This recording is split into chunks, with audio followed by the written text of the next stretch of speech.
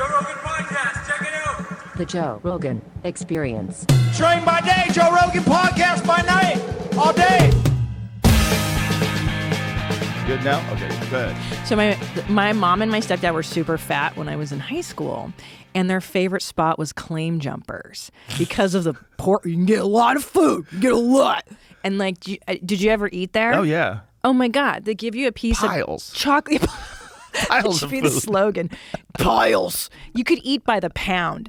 And yeah, it was like a slice of chocolate cake that was this big. It was like 5 pounds Yeah, of cake. enormous. And they loved it. But I think they stopped banging. You know, in the marriage, when you stop having sex, you just eat. I think is what happens, right? That's rough. I know. It gets to that weird place where it's like, what are we doing? Are we just like friends?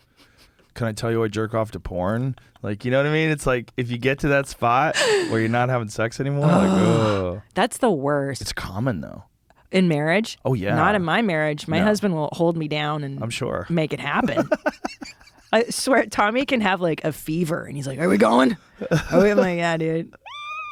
But if you're, oh my God, the worst is when you're in a relationship with someone and you stop banging and like, you know, when you live with them and then you fucking hear them come in and you're like, oh this no. motherfucker's here. Like, Death. it's the worst. Yeah, when people either grow together or they grow apart. And if they grow apart and they're still together, that's fucking terrible. Then you're like living with the enemy.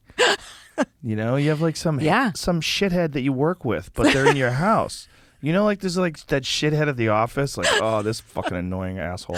Yeah. And now it's your husband. Yeah. You're or like, your you ever wife. done the landmark forum? Yeah, I know. Oh, and you're no, like, what those guys. are you? Oh, the landmark. There's always one in an office, right? Trying to recruit. Yeah. Yeah. What do you do? I mean, you hope that your marriage, that person is intellectually curious enough and introspective enough that they want to grow, right? Yeah, with they you. want to grow with you. Yeah. You hope that you've married someone. That's like the secret, you know? Because I'm watching this Amber Heard thing. Cheers to that. Yeah. Oh, I know you've been into Cheers. it too. Let's talk about that fucking crazy bitch. And like the whole time, you know, I have 2 little boys. Mm-hmm. So I'm like, how do I raise these boys to not be into that? They're not going to be into that. Can you tell me why? Yeah, Please, first of all, I need help. because he grew up famous. He's an actor. He lives in that bullshit world. He's insulated from regular people. That's And true. Also, I think he was in a real loving relationship before with the mother of his child. You know, he's married and then left for this crazy bitch. And I think that when you do that, like you expect relationships to be like the original relationship that you had. I think Paul McCartney fell into that too. Yeah. Married that one-legged lady. Yeah.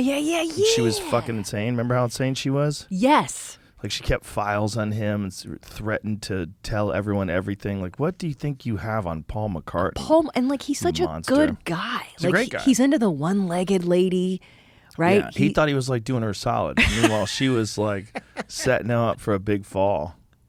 She wanted everything. Bitch, I'm doing you a solid. You got one leg. Who's gonna bang you? There's monsters out there. There's Women. monsters out there. Well, men too, for sure. I know, but here's the deal, man. Is that like during Me Too, it was like believe all women, believe all women. I remember being like, yeah, okay, let's start. Absolutely, there's a need for that in society, but all of them, No. all of them, because there's some crazy bitches out What's there. that lady who killed her kid in Florida?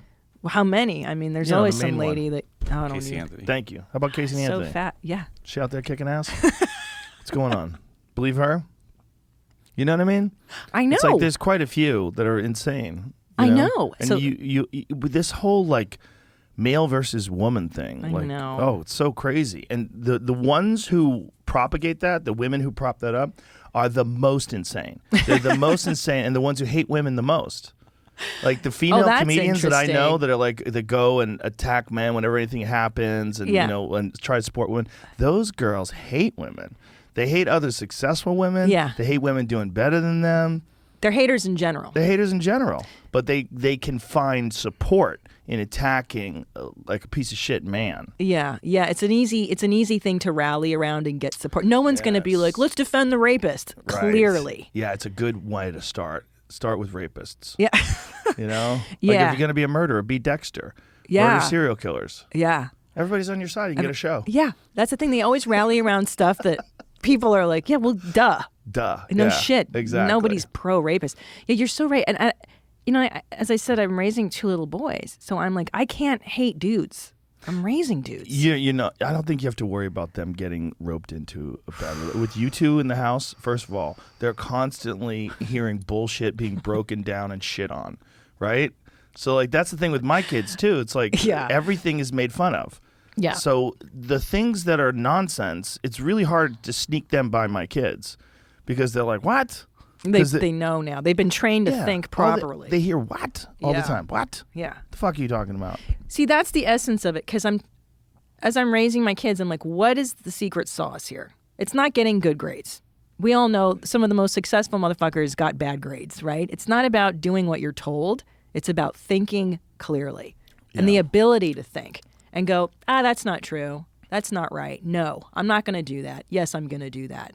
And to do what your peers aren't doing, Mm-hmm. To think clearly. How do you teach that? You got to give them tests. Like they have to do things that are difficult. Like sports are really good for boys because it forces you to work hard and you understand that effort actually equals reward. That's everything. Yeah, that's big. Sports are big for kids. Yeah. People don't like sports because they think of sports as like being connected to jocks and assholes and bullies, but the reality is like those difficult social interactions and then the physical struggle of athletics, especially 1-versus-1 athletics. There's so many life lessons in that. Like tennis? Yeah, anything where it's 1-versus-1. I think so too. Because if that guy fucking whacks that ball by you, he got you. Period. End of discussion. Yeah. That ball goes flying by, and you're like, fuck, he got you. Maybe if you were in a little better shape, you would have knocked it back at him. Yeah. Maybe if you practiced a little more, you had a little more strategy, you had a little more training. Yeah, you go, if I wasn't such a loser, I'm such a fucking loser. And you work harder, and then one day you beat him. You're like, motherfucker, I got you. And you come home, we are the champions, my friend. Yeah, I like that grit. Yeah. See, resilience. Yes. The fuck I'm talking. Yeah. Some people never develop that, and those are the saddest people to be around. They also have a really hard time with other people being successful because they're like, ugh. Haters, man. Yeah, haters. A lot of haters. There's haters and there's winners, and you learn that. I learned that through stand-up comedy. Failure is the best teacher. It's a great motivator, that's for sure. Oof. To avoid the shame of failure? Absolutely. All these negative feelings that we're trying to protect children from. Right. It's the secret sauce. It's it feels bad, but that's also what gets you out of bed and gets you going. That's like fat shaming. Like it works. It's the best. Oh my God. So I'm obsessed. Okay, I'm obsessed with French culture right now because I want to age gracefully. I don't want to be just like a fat American wife, dude. Like I want What about someone with like fillers and I do a little. I do a little bit, but I'm not gonna go crazy. Get a cat lady face? I can't wait. Tommy wants me to get bigger tits. Really? He's like, your tits are so small. They're huge. No, Whoa, is he talking he's just shit? joking. He's joking. But I saw you look at them. You were like, are I they? had to. No, they're I big. had to They're check. enormous. I've They're enormous. seen them a lot. You've seen them alive? I've known you for like fucking over a decade. I know. You've seen How me many years pregnant have I known you? and then not. I've known like, you for 15 years. Isn't that wild? That's crazy. And it's like our lives Yeah. just stayed the same. Yeah, in pretty 15 much. years. Same shit, different toilet. Can I take my shoes off? Yeah, So of anyway, course. I like to get comfortable when I talk to you. So I was reading about French culture, and do you know that in France they don't even sell like size 10 or 12 clothing? Like the culture fat shames you so hard, that, especially women. Like after you have a baby, your mother, your friends will be like, "Are you gonna Time to get it off. time to tighten it up, bitch?" But they're not known for being into like physical fitness though. No, they're very gelatinous. Like the men, you can tell they're kind of, they have that Skinny body. fat? Yeah. Right. Yeah. So they just don't eat. Yeah, Is that yeah, what yeah, it yeah, is? yeah, yeah, yeah. You just have to be anorexic, and then I like to walk, or I maybe swim. I do a little bit of swimming, whatever gives me pleasure. It's always about pleasure. Oh. Yeah, but I don't. The Americans, you push it too hard. They not to go to gym. Their food though. So That's good. the side of that like only wanting pleasure is like you get amazing food. I know, dude. Yeah. What's your jam? Oh God. Well, I'm mostly a meat eater. Oh, that's But right. I like foie gras. Fucking A, dude. Yeah. I mean, it's a French word. Foie gras. Foie gras. It's really just liver. It's just duck liver, which sounds gross. But foie gras. good. Foie gras sounds amazing. Right, duck livers for hillbillies, but foie gras. Foie gras. And don't they force feed the duck? Mm-hmm. Like they force feed The it thing champagne. about that is, no, they feed it grain. They put a tube down its mouth and feed it grain. The thing about that is, though, everybody says, oh my God, that's awful. They force feed the ducks. You're right, kinda. But the problem is they like it. The ducks actually go towards the force feeder. Yeah, they walk towards the force feeder. They want the food. Hilarious. Yeah, it's not like they run away and hide like a dog that's being beaten or anything like that. Yeah. It's like they actually go towards the force feeder. Look at that. Bourdain told me about that. I miss him. Because I miss him I too. loved You see him. my paintings I have of I him? did. I got that big giant one. You know, I really I read all his books and I watched his shows and I felt I'm not into celebrities, but I felt so connected to that guy. I didn't know him. I just really enjoyed his whole vibe. He was a great guy. He was a great, complicated guy. And I knew him pretty good. You know, I hung out with him a bunch and was friends with him. It was that was one of those ones where I really felt like if I was around him, I could have helped. Because it was a girl thing. It was like a humiliation thing. And it was, you know, I felt like that guy needed someone rigid. Someone be like, hey, man, you're going to be fucking fine. Fuck all this. Like, you're going to be fine. Don't buy into any of this bullshit. You know, you hitched your fucking train to the wrong caboose. Mm-hmm. You got a crazy bitch in your life, and it's not good. And I've seen many a guy who falls in love with the romantic notion of the wild woman. You know, you want this wild, independent, you know, tattooed fucking rebel, she does heroin, smokes cigarettes, and you know, and it's romantic. And Bourdain was a guy that liked image, right? He was very aesthetically oriented. He liked rebels. He liked, you know, like a certain kind of music that like inspired this rebellious soul. And Love it. He loves chefs that were like, you know, cutting edge. Outlaws. And you know, with finger tattoos and shit. Like he was a wild dude, and he loved the idea of a woman like that. But I don't think he knew what a woman like that really is. You have to be a predator. Like you have to understand weakness. Like you have to go, oh, look at that limp. You're not going to make it to the water hole. Like you got to see the weakness in people. You got to see the real flaws to see the whole thing. You can't just only concentrate on the pretty feathers. Like, oh, those pretty feathers. I need you to be a part of my life. Well, that comes with heroin. That comes with chaos. Yep. That comes with lies. That comes with cheating. That comes with, you know, stealing your money, you know, getting your ATM card. And it's like, you don't want that in your life, man. You don't want that in your life. What you need is a burner phone. If you're a single guy, you need a burner phone, a.k.a. a hoe phone, and you don't give them your real phone number. And you hang out with them occasionally, and you frustrate them, and they talk shit about you in interviews, and that's fine. Yeah. Let that happen. Yeah, she's drama. It's funny because I had a few chaos boyfriends before I met my husband. And, you know, the guy that's like, oh, he doesn't call you for 4 days. Yeah. And then you're like, where have you been? And then you go over there and he's like, I rearranged all my furniture because he was high on meth for like 4 days. And I made some collages. I wrote you a song. And you're like, this guy's wild. Mm-hmm. And the sex is exciting because they're out of their fucking minds. Yeah. And then it's this push-pull. And I think that's what's so alluring about these psychos. It's like, this is a familiar feeling. Maybe I had it with mommy and daddy, push, pull, abandonment, whatever. Right. And I'm going to recreate this drama, the drama. Does she love me? Can I consume her? Can we consume each other? Right. It's like, it's an infantile love. And then real love, when you get married, is about, you know, your husband peeing on you in the shower and laughing, or like trimming his beard in the sink. I think you're only talking about real love with Tommy. Oh, sorry. Peeing on you in the shower. I'm like, I've never done that. That's my wife. If I peed on my wife in the shower, she'd smack me in the face. We'd have a real problem. Yeah, like Tommy. She'd be like, excuse me, bitch. No, she would not. She's a lady. Yeah, I am not a lady. I'm learning from your wife how to be a lady. She can help. I know. She knows how to do it. So you don't. Yeah, like Tommy is just so gross. But anyway. But you need someone who is willing to work like you're willing to work. On the relationship, on the friendship. Yes. And like on being a good person, on being kind and understanding, considerate of you and your feelings and the way they talk to you. When you see people and like their spouse, like the man will insult the woman or the woman will insult the man, like that kind of relationship is so toxic. I've never insulted my wife ever. No, Joe. I would never do it. I don't insult you. I would never insult Tommy. I would never insult Jamie. I don't insult my friends. I don't insult them. And if I have something to say that's unsympathetic, I tell them, I'm sorry I have to tell you this, but this is what's wrong. Yeah. You have to stop doing this. Like, this is what's fucking you up. But I do it out of love. Like, look, we could all give in to the impulse, like you're annoyed at something. Like maybe you didn't get enough sleep, or you're tired, or you're hungover, or whatever, and someone's being annoying. Like, shut the fuck up, you fucking idiot. You want to say that. But, it's not the thing to do when you care. If I said that to my husband. Oh, my God.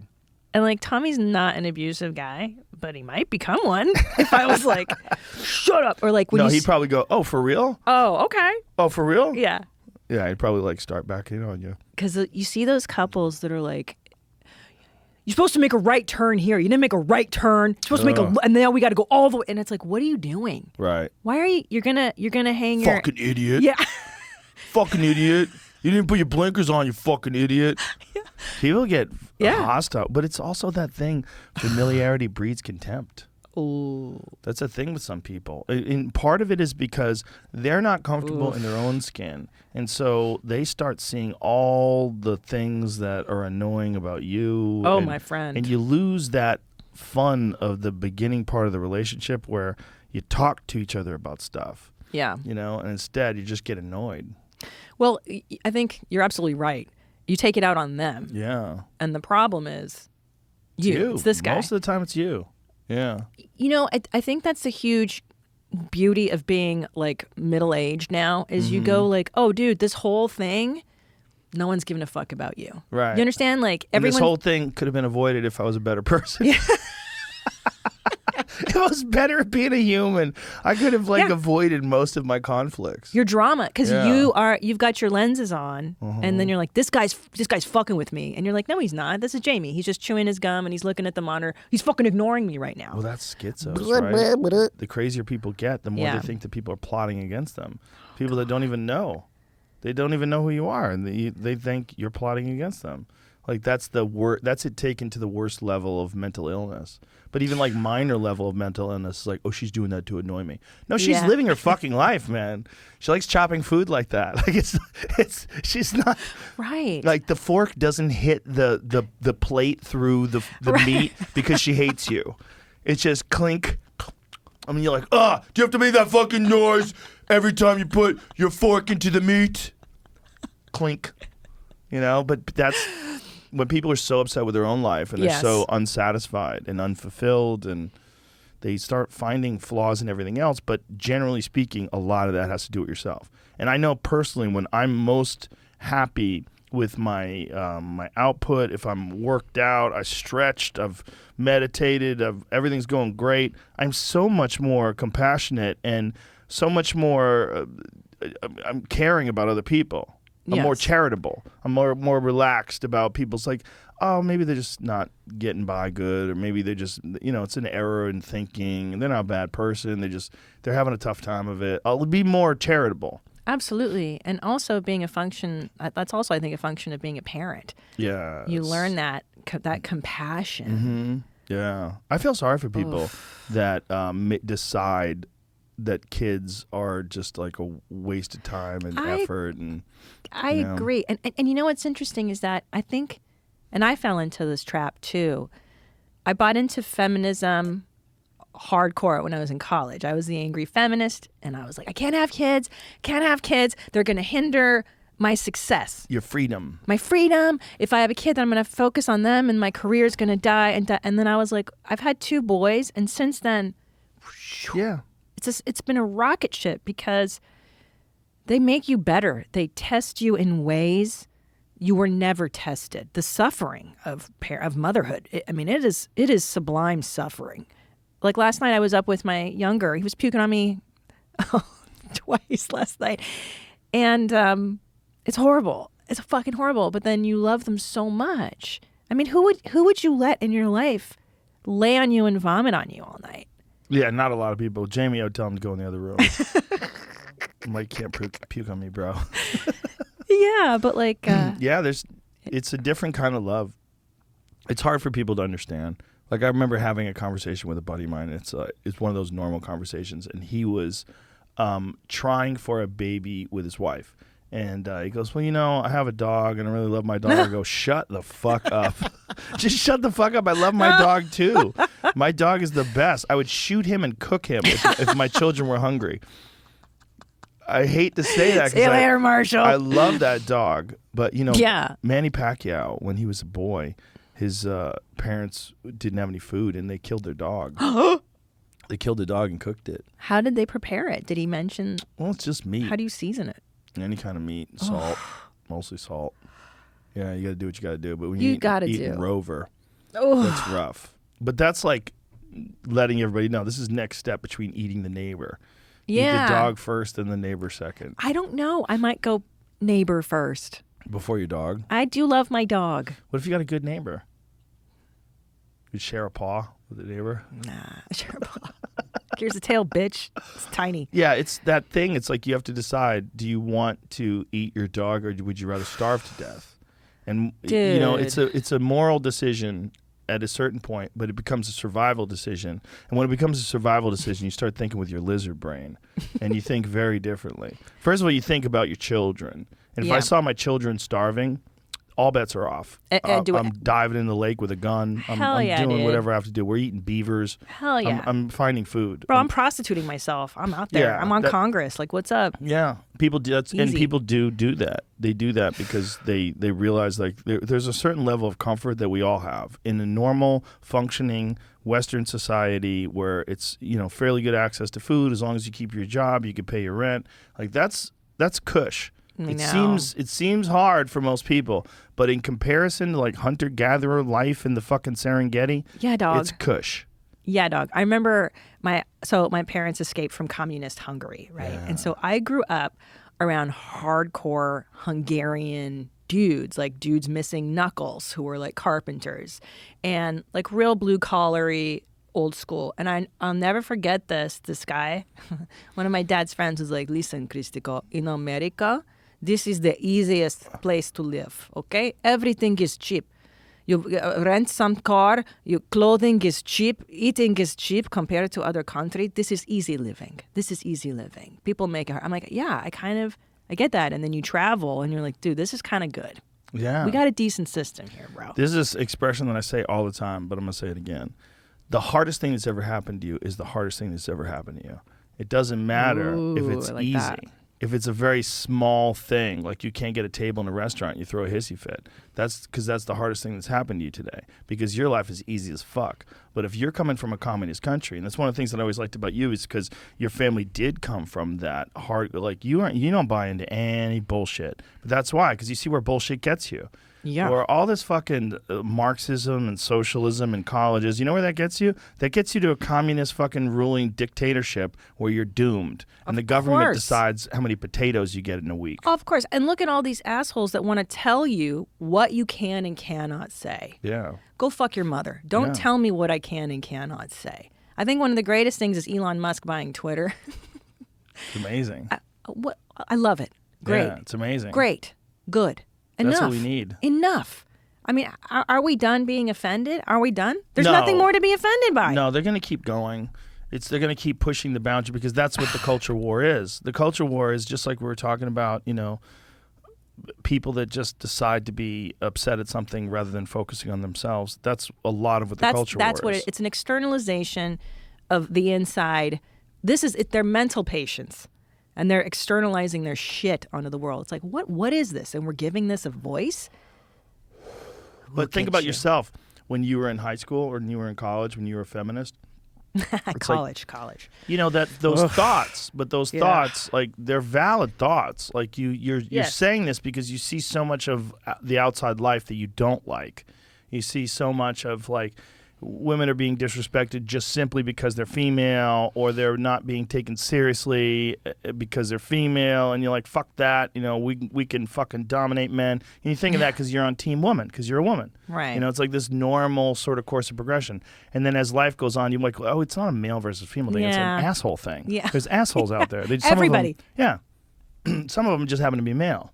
That's right. Yeah. And half this world is populated by males. So I better learn to to love Yeah. my bros and see what. And I love men. Yeah. I love you guys. You psychos. Look at everything men have built. Look at society, penicillin, all this great stuff. I think that was by accident. That was by accident, but you did it. I don't think you can I say. love it. I don't think you can say all men though. It's just like Not all men. It's that energy. That Yes, the creative male energy. It's a weird energy because it's the energy that's responsible for the vast majority of inventions. That's true. But then a weird also, energy. but then the other side of that is, as I become mother and blah, blah, blah, is to realize the power in that. And I think the mistake, my thinking in the past is that didn't have merit because Right. it's not out in the world. And that's Right. my failure in my thinking. I think that's culture's failure because it's not put in a category of like, you could mark it on a ledger. Like, look at all this money Right. comes in from being a mom. You don't think about it Because that it's way. not calculated by a quote male standard of achievement. It's just money. But the woman, it's just money. Yeah. Everything is money. Follow the dollars and you'll see where the bullshit goes. But the woman is the center of the home. The Yeah. woman is the center of the fucking universe. Well, you literally create all the human beings that have ever existed, all of them. But in this stupid world where everybody's just concentrating on material possessions and advancing and keeping up with the Joneses, Yeah. that doesn't seem like for a lot of men. Oh, my wife does spend money. Like they get into this sort of mindset where they don't respect that this is a completely different relationship with human beings. She's making them in her pussy. Yeah, okay? dog. She's making them in there. Well, she squeezes them out of the Well, they pussy. come. That's the door. That's the door. Go through the door. It's in the mountain. If there's a fucking door in the mountain, they're making them in the mountain. She makes them in her Yeah, in her mouth. Yeah. I don't know. Well, we she swallow. makes them inside her uterus, Christina. You don't even know. Oh, how many? I don't even know. fucking know what a Stupid what bitch. a womb is. So stupid. But we have this goofy society that puts. Yeah. Look. Here's what it is. Yeah. It's really simple. Yeah, go ahead. Break It's it down. hard to acquire money, right? It's hard to get wealthy. So we think of money as being the most significant thing that a person does with their effort. Yes. But raising children is not just equally significant, but more significant because if your kids are a nightmare, you lose money. If your kids are a nightmare, you can't. Your life is shit. You don't have any happiness. If you do a terrible job in raising your children, you're on the flip side of that. You're gonna have all sorts of chaos in your life because of that. Like there's no free ride. If you ignore your kids, like look at Hunter Biden. I know. What do you think I know. happened there? I know. Why is he doing crack and getting foot jobs? I'll tell you why. Because Daddy wasn't around. That's right. Too busy being the fucking vice president and the senator from Delaware. That son of a bitch. He did a shit job working Yeah. 16 hours a day. Poor little Hunter's alone with a crack pipe and a fucking I box know. of kitty porn. I know. Well, someone told me a don't good think kitty saying. porn. He Cut does that it. out. Yeah, cut that out. Cut Edit the that kitty out, porn Jamie. Yeah. Someone told me this great saying: "Pay now or pay later" with Mm-hmm. children. You got, there's this great viral clip that Jordan Peterson has where he's like, "You have little kids for 4 years, for Yeah. 4 years, and then it's gone." And I'm like, "Yeah, dog, he's on it. That's right, 4 years." And I'm there, like I'm there, and I like it, and it changed me, and it transformed me, and it made me a better human being. And let Tom go out and make the money, and I'll stay home. Well, you're making money too. I am, but you on have a a great smaller. You guys have a great relationship Scale. in that you don't have any career conflicts, and you also have one career, very successful thing that you do together, your mom's house. So Yeah. because of that, it's such a cool gig. It's such a great thing. It's Well- so amazing that you guys have that together, and it's so fun. And then you also have your other stuff, like you have your touring, and he has his touring, and then you're Yeah. raising children together, and it's fucking great. It's a great. You've got a ride. great balance. I'm so lucky, and I wonder who suggested we do a podcast. Look at that smile. We owe you. You're the hero. I think what you do is so important to so many people, and I'm so lucky that you were in our lives and are in our lives. Like, Oh, it's my pleasure. I But mean- when I saw you guys, I was like, you guys 100% should be doing a podcast together. This doesn't make any sense. I go, you're hilarious together. You're both hilarious comedians. Like, why aren't you doing a podcast together? and I remember Tom came home from that discussion. He goes, "Joe says we should have a podcast," and I go, "What's a podcast?" And You it- really didn't know? What do I know? I mean, but here's and I tell people this about you.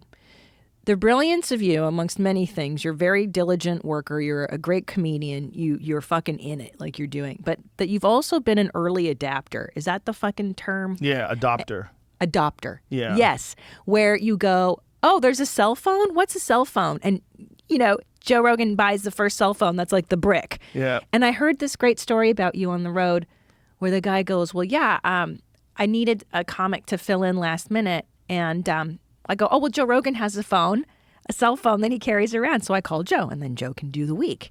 You know what I mean? Like yeah, that that's kind Bill of. Blumenreich from the Comedy Works, or from Comedy Connection in Boston. There you go. Yeah. And Yeah, I had a cell phone in 1989. how big was it? How heavy? It was attached to my car. It was in the middle of between the two seats of my car. Did you have to take it out every time No, you left? it stayed in the car. I just had to lift it up. God. But it was cool. I could make a phone call while I was driving. That's rad. Do you remember the fucking stereos that you had to pull out? Oh yeah, I had one of those. A Blaupunk. Yeah. You take it to the club with you? Yeah, because you didn't want to be stealing your stereo. So it literally would slide out and slide back in. I had one of those. Of course. Yeah. What were we thinking? Who cares? Then you have to people carry broke into a lot of fucking cars back then, and stole stereos. Oh, I know. Because I bought a stolen stereo before. All you had to do was take the wires. It wasn't hard. I installed it myself. You just go back there, you climb underneath it, and get in the wires and pull them out and splice them together, duct tape around it. You learn how to do this? Yeah. From who?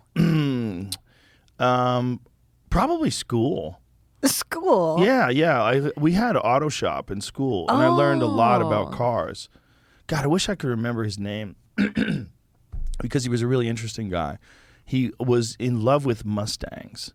And he actually is the guy that really got me into Mustangs and old cars. He really he had a passion for old cars. It was and he had everybody work on his cars, and he would show you how to fix a quarter panel, and he would show you where cool. yeah. Well, it was back in the day when you could do that kind of thing.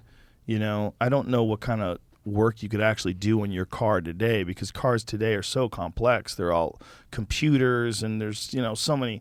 There's navigation systems, and there's you have auto, anti-lock brakings where it's braking thousands of times a minute. Back then it was real clear. The rotors are down, let's change the rotors. We got this. We need to, this radiator's no good. Let's get another radiator. We'd go to a junkyard, get parts. He would do that, and he would bring them back, and we would work on cars. It was one of our. It was also a thing where. Because of human nature, it was an all guys class. Yeah. It wasn't that girls weren't allowed to do it; they'd never signed up. You guys for are it. excluding us. No, they could totally You're excluding go. us from the narrative. Yeah, but I wanted to learn it. My dad was a forklift mechanic, and I would beg him, I want to learn how to fix a forklift. And he's like, no, women don't do this. You don't want to do this. It's disgusting. I'm like, I wish I could. To change the oil on your car. Yeah, I would like to know how these things work. I think it's fascinating. I used to do all that shit. You could change the oil in your own car? Oh yeah, for sure. Yeah, Such a man. that's one of the things that I really like about muscle cars is not anymore, honestly, because now the muscle cars that I get, they're all what's called a resto mod. So they'll take an old car, but they'll put new brakes in it, new suspension, new engines. They handle better, new steering components. And so they're much more safe and much more manageable in terms of day-to-day use. But they look and feel and sound just like an old car, which is what I love. You're so funny. You and my husband. My husband loves the vroom vrooms. I love that he loves the vroom vrooms because he and I are the ones if I buy something, I send it to him. I'm look what I got. You guys with you get your schmeckles hard looking Yeah. at pictures of. That's what I say. I'm like, Tom can't get a new wife, but he can get a new car. And he he doesn't scroll chicks. He scrolls cars. No, he loves cars. Loves. And the louder, he's like, oh, listen to this. It goes so loud. He's like, put it on this mode when you drive it. I'm like, all right, dude. If I it doesn't love make that my when schmeckle hard, it's When not I for me. met him, he was 15 years ago, 2007-ish, I think it was. And he was broke. Oh, And now he's balling out of control. it's fun. It's so fun to watch, to see him he's like, dude, I just got the GT3 Touring. I'm like, oh my God. This is crazy. I know. He's balling. Let me tell you about my husband, though. He's so he's brilliant with business, and he's a brilliant comedian. And I think you It's are. a rare combination. Yes, and I think And like his memory is amazing. Like we were watching this awful show about John Gacy. I don't like murder things, but he's like, babe, it's great. Watch it. And I fell asleep and he goes, well, let me catch you up on what happened. And his ability to recall facts, like, and then he dressed up as a clown and then they said on his and I was like, who are you? Like his mind is so able to, you can ask Tommy, hey, what was it like 2015, we did this thing. And he goes, yeah. Well, you sat here and then, like his recall ability. It's amazing. I don't have that. I don't even know what I fucking ate this morning. But don't you have mommy brain though a little bit? Oh, I'm fucking done. I'm cooked. But mommy brain is just a lack of sleep. Yeah. And a lot going on. And you have these two humans that you have to take care of more than anything. I know. That's mommy brain. They're my priority. So I don't have this. And he's always like, you don't remember I told you that? I'm like, dude, I don't know. Like I got to remember that fucking Friday is snack day at school and we got to pack, I'm not there. Yeah, I have a good memory instead, but only on things that I'm interested in. Like my wife will tell me stuff and I'm like, I don't remember talking about that. She's like, I told you yesterday. I'm like, you must have been boring the shit out of me. I don't remember what the fuck. I have the ability to go into like background mode. I just like. Me too. You just become static. Yeah. Can you talk like that with her? Like, could you guys be like, I don't fucking know? Oh like, yeah. You can say yeah. Oh yeah. That's the only cool, way it works. Yeah, same. It's the only way it would work. She has to know. I've talked to her like I'm talking to you right now. It's just got to be me and her. Yeah. Or could you imagine being with someone that you have to censor yourself in front of? It's a lot of people. There's a lot of people that live like that. I know. I'm so thankful I can just say crazy shit to Tommy. And he just laughs. Because of, they haven't found the right person. Instead, they found a person. They've got the person to act like the right person. And that's not good. That's not good for anybody. That's terrifying. No, because you're always like trying to meld that person and conform that person to your idea of what a person should be. And they're always trying to conform to your idea and pretend. And as soon as they get away from you, they can't wait to hit the pipe. They're smoking crack and going crazy. Smoking crack. They're out there wilding. They're wilding, bro. Smoking rocks. I heard that crack is not as fun as you think it is. Have you tried it? I have not tried coke or crack. Yeah, I'm not into stimulants. I'm into downers. I like to get low. I'm afraid I'd like it. Me too. Yeah. But let me tell you, we knew this guy that smoked a lot of crack, and he's like, yeah, I go, what do you do when you smoke crack? And he's like, I look through the peephole. I'm like, that sounds fucking terrible, bro. Imagine if that's like the favorite thing of the day. What's your favorite part of the day? Peepholes. I was looking through that little fucking distorted fisheye lens of the hallway. See who's walking down my fucking hallway. Amazon. Oh, my God. Yeah, what a nightmare. Yeah. Fuck that, dude. Well, also, there's enough videos online of people like knocking on people's doors and trying to break in that freak you out. I know.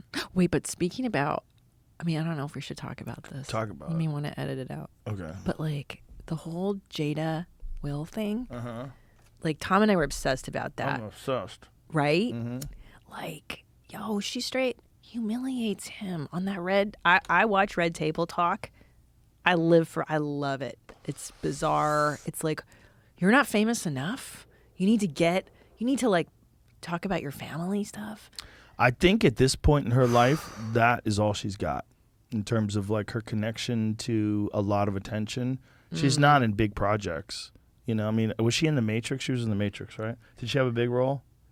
Oh, yeah, I saw that. Did you see that last one? No. I'm a huge fan of the Matrixes. Love the Matrixes. I didn't see the new one. I heard too many bad things about it, except for Jamie. Jamie liked it. It was okay. But he even admits his own opinion is suspect because he loves The Matrix. He admitted that. I love that about Jamie. I go, was it good? He goes, yeah, but you know what? I wanted it to be good because I really like The Matrix. Sames. But sorry, what were you going to say? That it's like it's an attention thing, right? Yes, it's also, you used to have a pretty decent career and you really don't anymore, and then you got to fill that lack of engagement with something else. So you do this thing where you start talking about your family, or you do a reality show.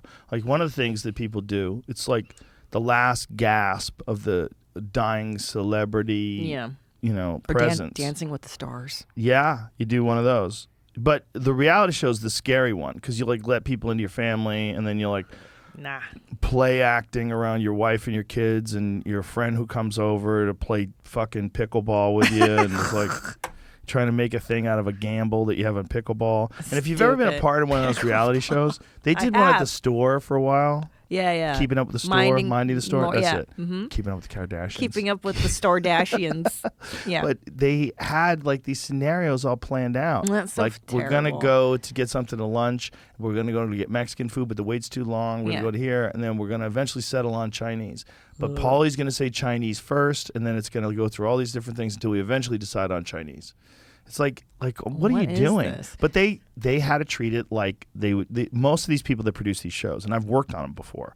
They produce it the same way they would produce fiction. Like we'd like to have an outcome that we can control. So what's the outcome? The outcome is you go to all this, and then you guys are going to argue about you went to this place and the gas is too expensive here.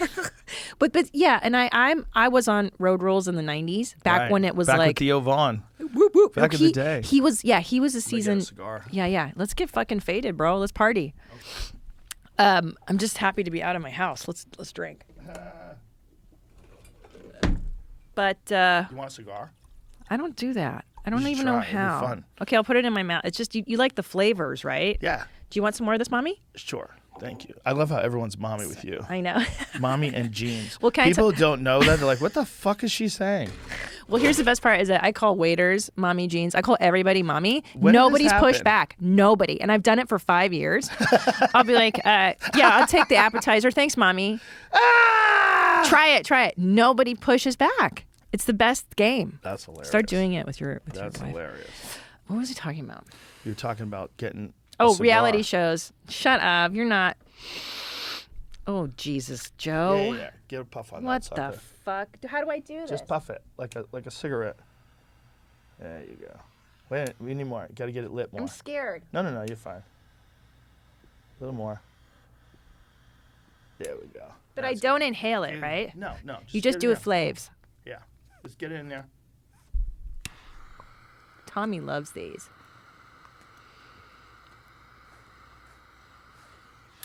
Who was Tommy it? and Bert.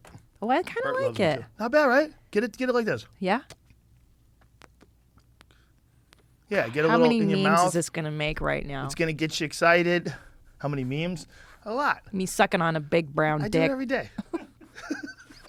You just gotta give in. Sucking on a big brown cock. Just I feel like give in. Joey Diaz. Just give in. Do I hold it like a cigarette? I do. I hold it like that. I guess Fuck I hold yeah. it like a cigar more than a cigarette. Show me. Like that. Yeah. Like I'm making a deal Hey. over here. The pimentos can have this block. Yeah. This is the delineation Oh, it needs line to for the families. Oh, isn't it glamorous to be in the mob? Until they kill your family, yeah. Any kind of crime is great when it's going great. Look at you. You're I'm into doing it. cigars. Yeah. All of a sudden, you're a cigar broad. I can Kind see of like it. I like it Oh too. yeah, I think I have a lot of. I like stuff guys like, but Yeah. I'm now embracing my feminine side. But inside, I'm like a 9-year-old boy. Ah. I think that's why your mom's house is like fun because it's just farts and stuff. Well, it's chaos too. Like the live one that I did with you Chaos. guys, I was like, Oh, Jesus fuck. Christ. That was the best. When you watch those videos, like it's a brilliant idea, by the way. What you guys did by coming up with this show and having watched them and be a part of them, Yeah. been a part of them, there is not a fucking chance in hell you could do that in any other format. No, it's so They're so over the top. The videos are so fucked up. Some of the things these people are doing to their own bodies are so fucked I up. know. And you're watching guys eat bowls of shit, like Yeah. actual bowls, Yeah. like digging it with their hands and eating their own shit. You're like, what the fuck, man? Yeah, but that's what I love. I've always loved the Outliers, and it started with Gigi Allen. I don't know if you've Mm-hmm. ever seen that documentary that Todd Phillips did on Gigi Allen. I did not see the documentary, but I'm aware of him. Yeah, I love Freakos. I love that Yeah. whole thing, and it just makes me excited. It gives me joy, and I'm so blessed that we have podcasting now that I can do a whole show on that. I don't have to take notes from a fucking executive. I don't have to sell General Electric advertising. They would never let you guys be what you are. Never. There is not a chance in hell. If you guys had bosses and you were on some sort of a network that controlled what was aired, Oh. and then you told them the story about the idea for the pay-per-view shows. We're going to do something that's like literally illegal. There's a guy who's going to staple his balls. There's going to be a nail in his cock. I know. I mean, it's everything awful. There's I so many know. awful videos, and it's like watching them with you guys is so much fun, and it's super popular. Like when you guys put those up, and Tommy was telling me how many people download them, I'm like, whoa. And he's like, but like we have a whole organization. We hired producers. Oh, and yeah. it's like a real production. We put so much money into it. When I went to the live one I did with you guys, I'm like, holy shit, this is so impressive. You should see the new studio. It cost us like $10 million. It's crazy. Still not done. But it's so fun. And you know what? When I did reality shows in the 90s, after I did Road Rules, I was like, gosh, wouldn't it be great to just make a living being myself? And then I got into acting after, and I hated it. I hated going on these auditions, and I had to say stupid things. Yeah. And then came podcasting, and I was like, oh, I get rewarded for being a degenerate? You're This not is even just great. being a degenerate. You're just being fun. Yeah, just having fun, because life should be fun. Degenerate is a person who loses all their income to a craps game.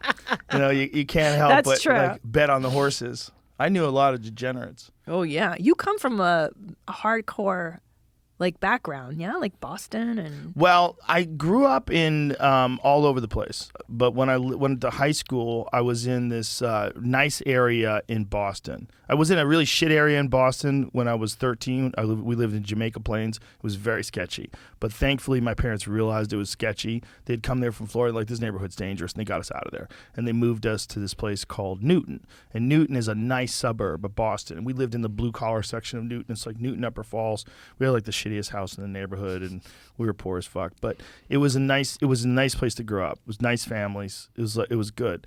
But then I was always involved in either fighting, I was either involved in martial arts or stand-up comedy. So from 15 on, it was all either martial arts, which is a bunch of psychos, or stand-up comedy, which is a bunch of psychos on drugs. Love it! So it's like there was never a time where I was like in some normal path to, you know, having a white picket fence and living in the suburbs and getting to work every morning at the same time as everybody else and you know, having office meetings. Like, no, it was always weirdos. I was always around weirdos. I love weirdos, thank God. And like, I love comedians. Like, I fucking love them. I finally got to go to the Comedy Store when I was in LA last week, and it was like, oh my God, I'm home. But there's so many things missing now, you know, like Jeff Scott is gone, which broke my heart. I was like, and it's definitely not the same, but it's still the best. Yes. You know, I loved it. I was back there last month. I did a weekend. I did a Friday and Saturday. It was awesome. It was really fun. It was really fun. And you know what I love right now is that comedians are starting to get bold. We are now starting to be like, fuck you. Like, we're doing jokes again. And I'm seeing a lot of dudes doing like, oh, like even this special that I just released, Mom Jeans, shameless plug, yes. So the LA Times did an article on it, and she was like, whoa, you went hard. And I was like, yeah. And she's like, is there anything that didn't make it? And I was like, yeah. I had to cut stuff out, and it's going in the next hour. Because I'm done. Like, I think we're done. With, you know, with censorship and that kind of stuff. Well, there's a lot of complaining people that wouldn't have liked you in the first place. And you can't let them decide what you're going to do and not do on stage. Look at me smoking my cigar, Yeah, and I look agree. at you. You're smoking like you're a rebel. Yeah, God you damn fucking it. bitch. Yeah. Yeah, rebel. There's a lot of people that fall into patterns of thinking, and they want to control other people's patterns of thinking as well. Yeah. They fall into patterns of thinking, and they'd like you all to align with their pattern of thinking. And if you don't, then what? Yeah, then I'm whether going to it's force you. Conservative or whether it's liberal and progressive, it's like there's a lot of people out there that have good intentions, but then there's also a lot of people out there that there's a predictable pattern of human behavior. And that pattern of human behavior is they like to tell other people what to do. And part of their fun is getting other people to comply and getting other people in trouble, getting other people fired. Fucking tattletales, bro. Yeah, but there's it's a natural pattern of like weak-minded human behavior from people that are generally not good at things. That's what it is. The people the people that are doing that, the people that are always wanting to tell people what to do or always wanting to get people in trouble, they're never good at anything. That's They're just what they're not. good at. But Yeah. that's what they're good at. Well, that's being what they're fucking concentrating tattletales. on. Because that's what they're concentrating on. If they were concentrating on other things, they'd be good at that. True. Like But- anything, a skill. Yeah. It's not. It's just an unhealthy pursuit. If you're always around sick people, you're going to be sick too. True that. You're going to get sick. That's so true. Yeah. Our complainers are losers. You hang out with losers, you become a loser. It's not even just a complainer. It's a focusing on other people and trying to like chip away at them or crack them down or get them to comply or get them to fall in line or get them to follow orders. And, there was a lot of that going on during the pandemic. People yelling at people to put a mask on. And they're across the street. Like, what are you doing? Bro, that was wild. So, like, I went to San Francisco, and there's still people wearing N95s in the street, like walking out in the fresh air. Like, what are you doing? They're broken. Yeah, it's okay. You're not gonna. And also, too, the signs of like, stop hate, only love, or whatever. And you're like, San Francisco doesn't need this sign. Put this sign in like Shreveport, Louisiana, or Birmingham. What is this? Right. Do you know what I'm saying? This is the city where the most accepting. What is this propaganda? We get it. Yeah, We're here. It's just virtue signaling. It is. Right? It's bullshit. There's a I'm lot- over it. Need some more. Yeah, light? hold on. I got to smoke. Yeah, get in there. This is your first cigar, right? This is your first legitimate cigar. That's the other thing, man. Like a real lighter. A real lighter, a crack torch. Real fucking lighter. Like a goddamn man. But, you can only spend so much time thinking about that. Instead, spend time thinking about what people like. And what people like is comedy. They like 100%. They like regular stand-up comedy. They like going for the jokes. Getting for big it. laughs. Going for it. You're not going to pretend that everything you say is what you actually fucking mean. That's not what comedy is, stupid. Yeah, you dummy. Why are you pretending? Yeah, you dummy. This isn't a fucking TED Talk. Exactly.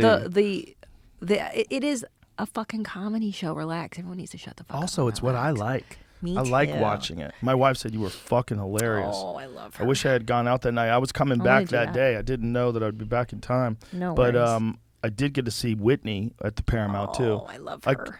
She's amazing. She's better than I've ever seen her. She's on fire. Good. It was really good shit. Like we were laughing fucking hard. Oh. It was really good. It was really loose. Like she's just so comfortable now.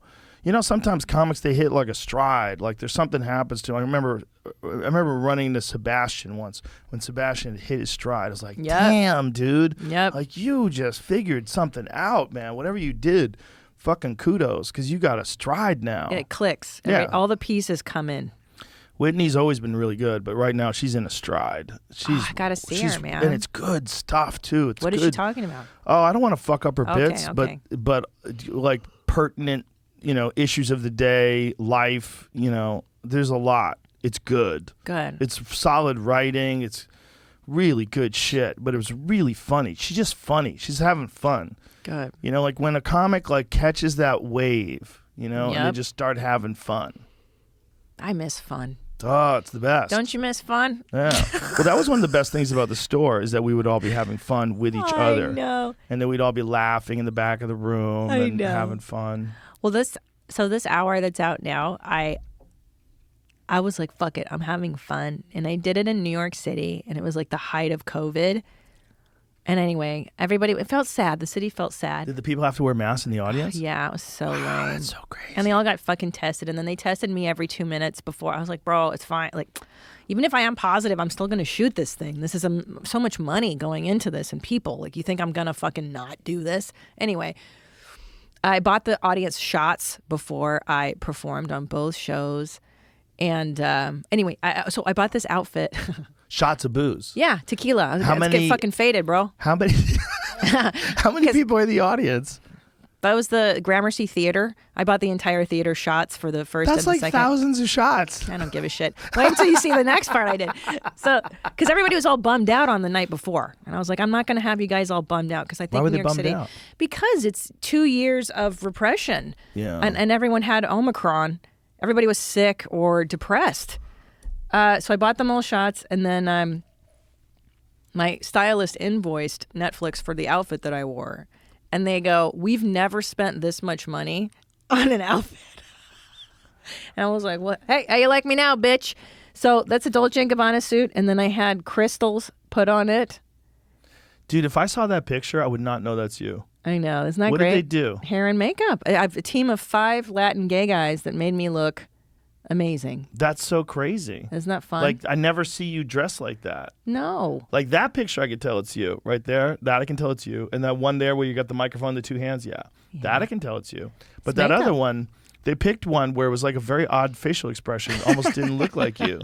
That's the beauty of Netflix, though, right? You see yourself and you're Yeah. like, is that even me? They made me look like I was 32 years old. It's like, what are you doing here?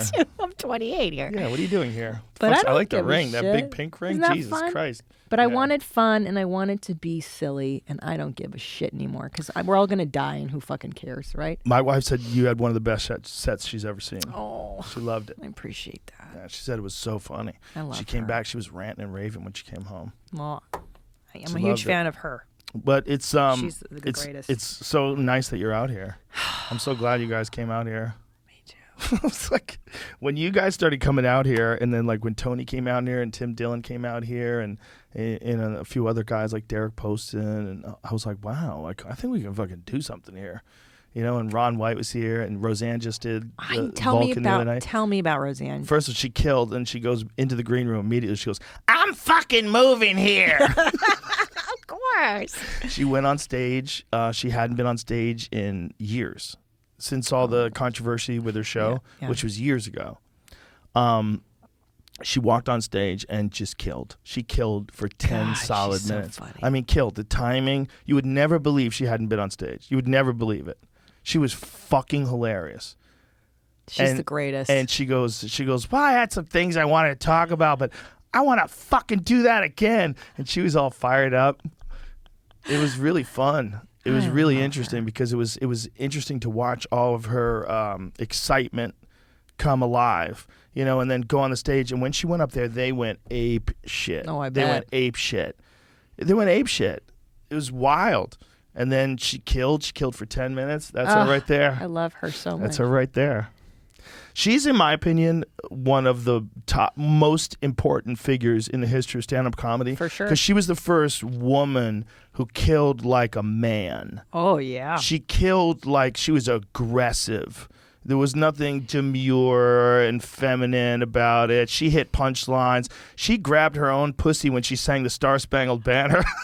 People don't remember that. Yeah. Some Remember people that? think I'm too feminine. Or no, too whatever. She'll suck my dick. That was her line, yeah.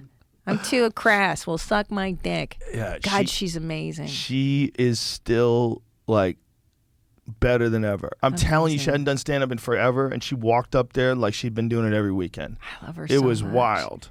It was Yeah. wild. Like, and then I go, you really should do a tour. Oh, Like 100%. absolutely. She goes, I fucking should. And I'm like, you should. And so she has family in this area. Yes. And if we could talk her She into has. coming here all the time, that would be amazing. So this was this is her getting canceled, Yeah. though. I think this is with a. Yeah, she The grabbed time her she got pussy and then canceled. spit Yeah. on the ground. Threw her arms She's up in so the air. great. She was an animal. Mm-hmm. I'm telling you, when she first, look at all the people clapping. Meanwhile, people got mad afterwards. When she first burst on the scene, it was literally like a female Kinnison. Yes. Because when Kinnison came on the scene, everybody was like, what? This is comedy too? Holy shit, look at this guy. He's This is amazing. nuts. When she burst on the scene, it was a similar thing. Like, whoa, that's a woman Yep. telling you to suck her dick. Yeah. What the hell? Yeah, she was with that whole crew, right? Those are her homies, Hicks and Kinnison, Oh, well, I'm right? sure they were all close. Yeah. Yeah. They were all in that. the Outlaws. Well, there was a lot of people in that era, that 80s era of comedy that are just goddamn legends. So I don't know. I grew up with Roseanne's daughter. We met Yeah, in you sixth told grade, me. That's crazy. and it was so cool because I got to watch that family. Like, I think she just had her special come out when I met Jenny, her daughter, and then I didn't know that people could be fun like that. Like, I would go over to their house and they would have like a fake spaghetti dish that, like, you know, the fork was suspended in the air, and I was like, oh, you can do that? Like, you can just have something silly on your coffee table? And Right. they were so fun. And I would just go there and just watch them talk and banter, and the whole family's so brilliant. And I was like, oh, this is what life can be like. Yeah, you could have fun. Yeah. Yeah, well, It was cool. If you're lucky, you know, that's your family. Yeah. Some people have families where people are just constantly in agony, Yeah. you know? Yeah. But That's a fucking bummer when you have a friend and you go to visit them at the house, and people stop. yelling at each other, and you gotta fucking like get worst. them out the door. Come on, let's get out of here. You're like, shit. And your kids, you know, I remember those feelings when I was a kid of not understanding. First of all, there was no real clear understanding that I was ever going to be an adult. Oh, that's interesting. What does that mean? I never really thought I was an adult. I never, like, used to think, I had a bit about this at one point in time. Like, you remember when you used to think that there were real grown-ups? That one day you'd be like, now I'm a grown-up. Yeah. And everything makes sense. Yeah.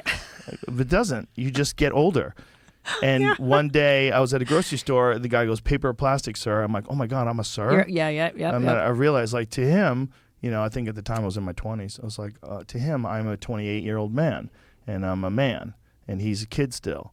And I'm like, fuck, we're the same thing. Like, then no one knows what's going on. Like, everybody is a kid that just got older.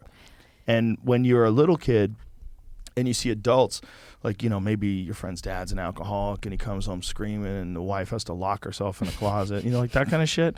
Like, and you're like, fuck, man. Like, could that be me one day? Like, what if I fell apart? Could I become a raging crackhead and lose everything? Could I become a gambling addict? Like, people they find out that their dad gambled the house away. I know. I know quite a few people like that where their families like heavy duty gamblers. They lost everything.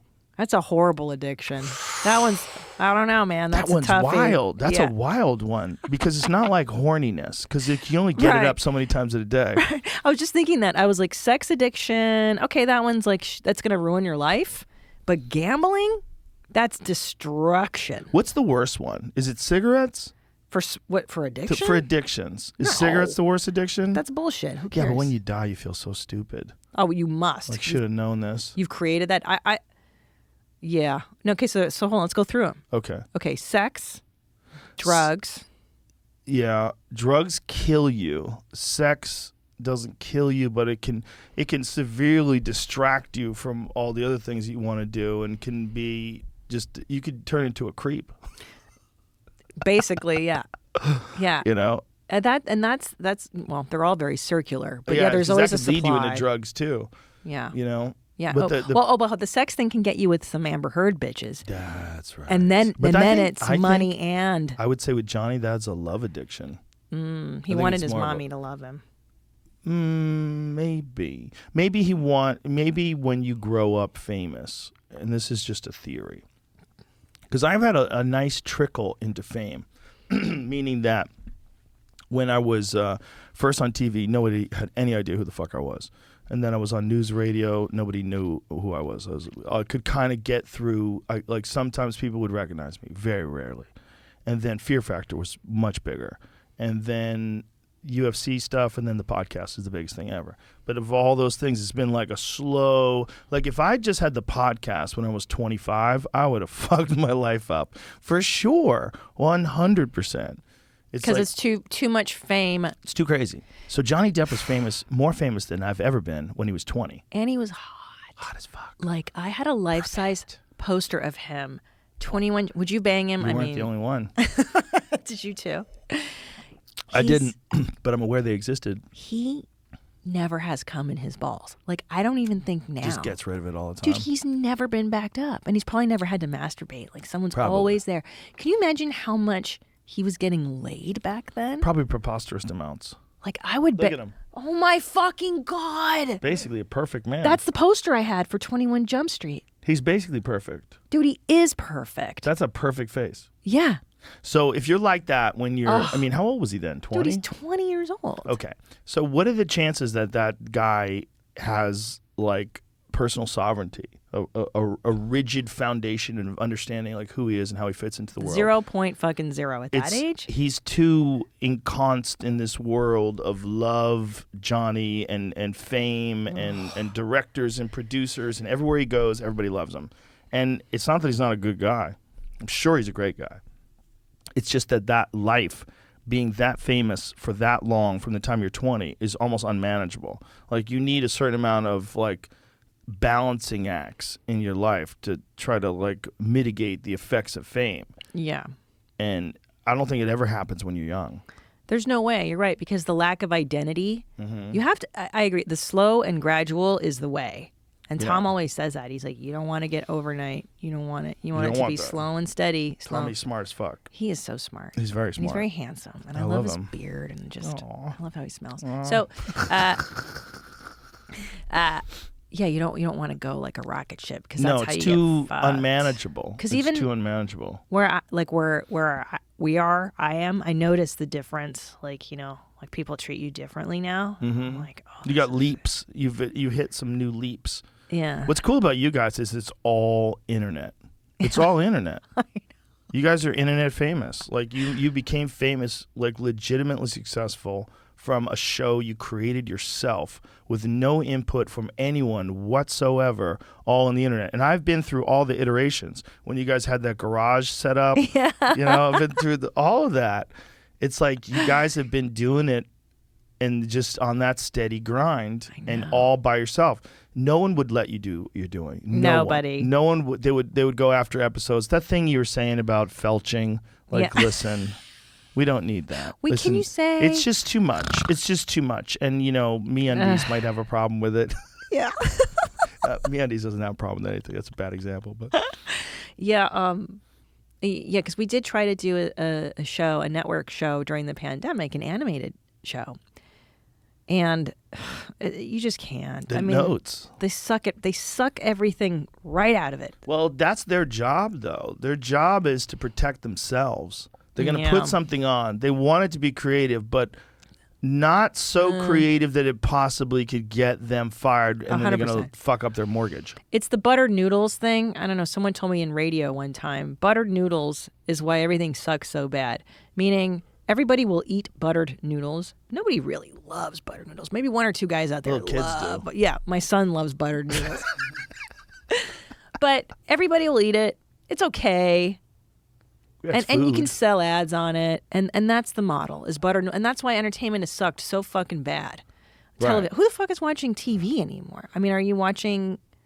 No, I don't know. I don't watch like regular TV at all. No, you're streaming stuff, right? I don't know who's watching regular TV, but oh my god, if regular TV put on a good show, I'd watch it. No if, like, shit. there was one thing that I found out about on regular TV. It's not like it's impossible. No, it's just they there's have some to have good stuff on. They're gonna have to come to a recognition. They're gonna have a come to Jesus moment. Where they're going to realize, like, your mom's house is out there showing dudes getting their asshole stitched shut.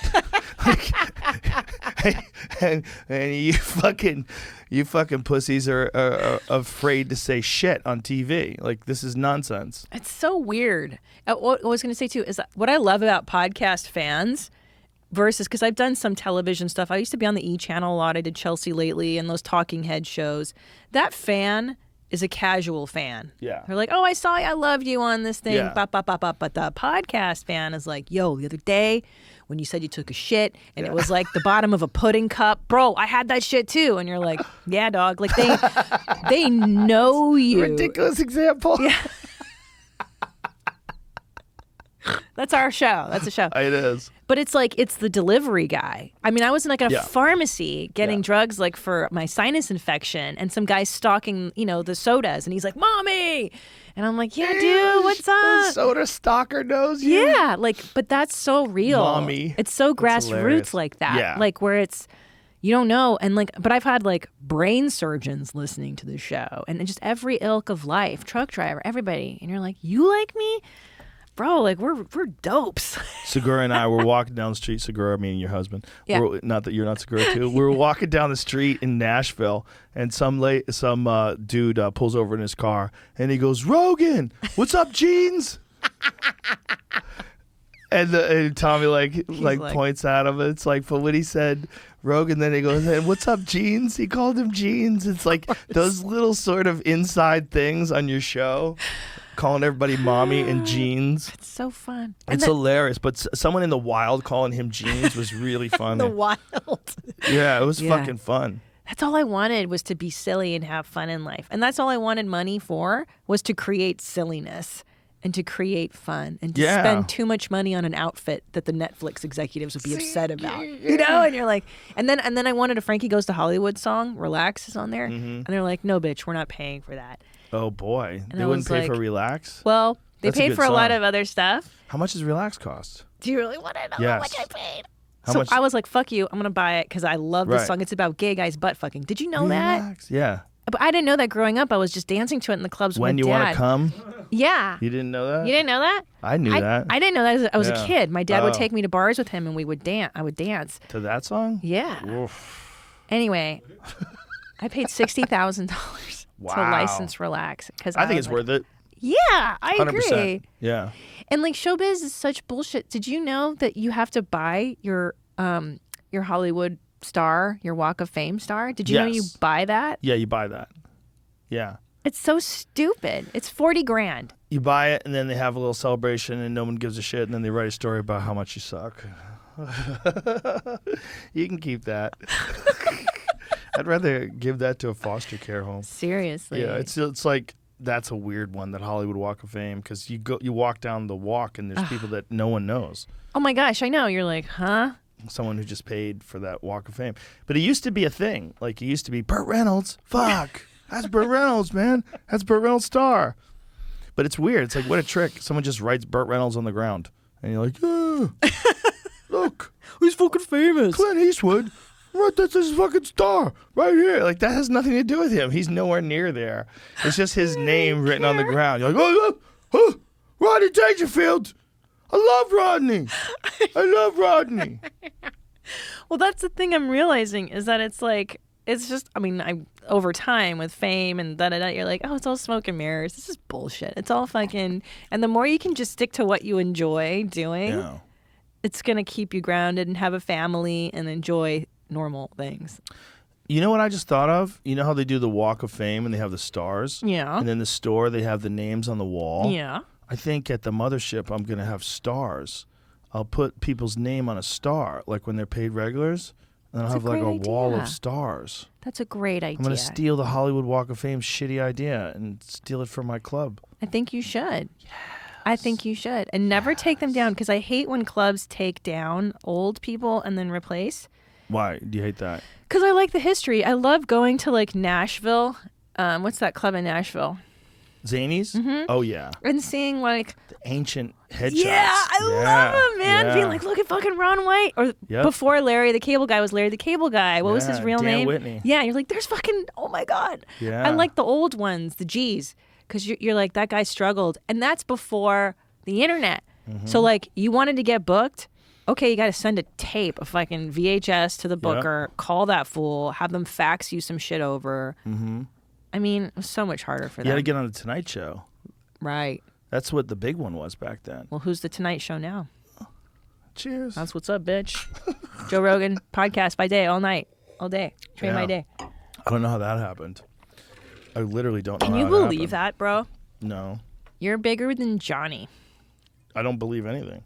It doesn't make any sense to me. It doesn't make sense, right? No, I just keep doing what I'm doing though.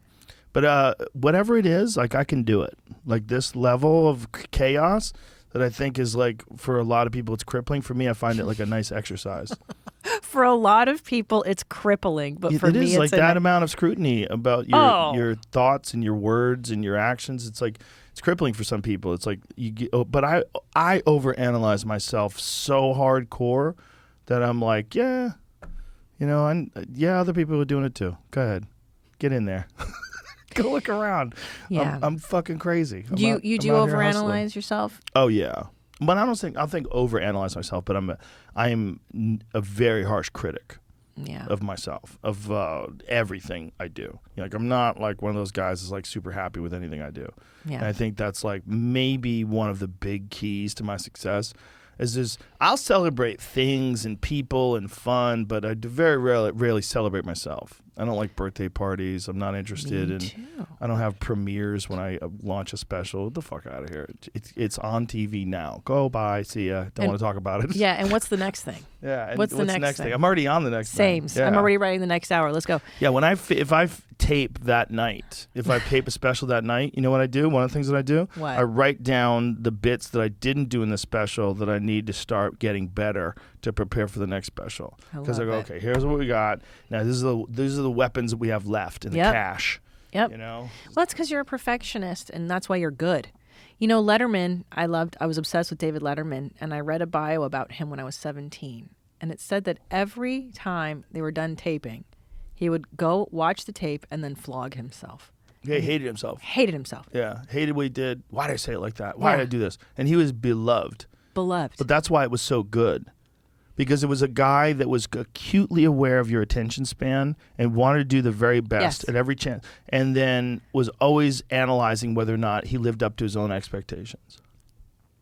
Yeah, Too but- many people are fucking happy with themselves. That's why all this body positivity shit and Fuck you and your Fuck fat. you. I fucking hate fat models. I hate them. I hate fat models. I hate them. Listen, you can tell me that fucking men have periods and it's not breastfeeding, it's chest feeding.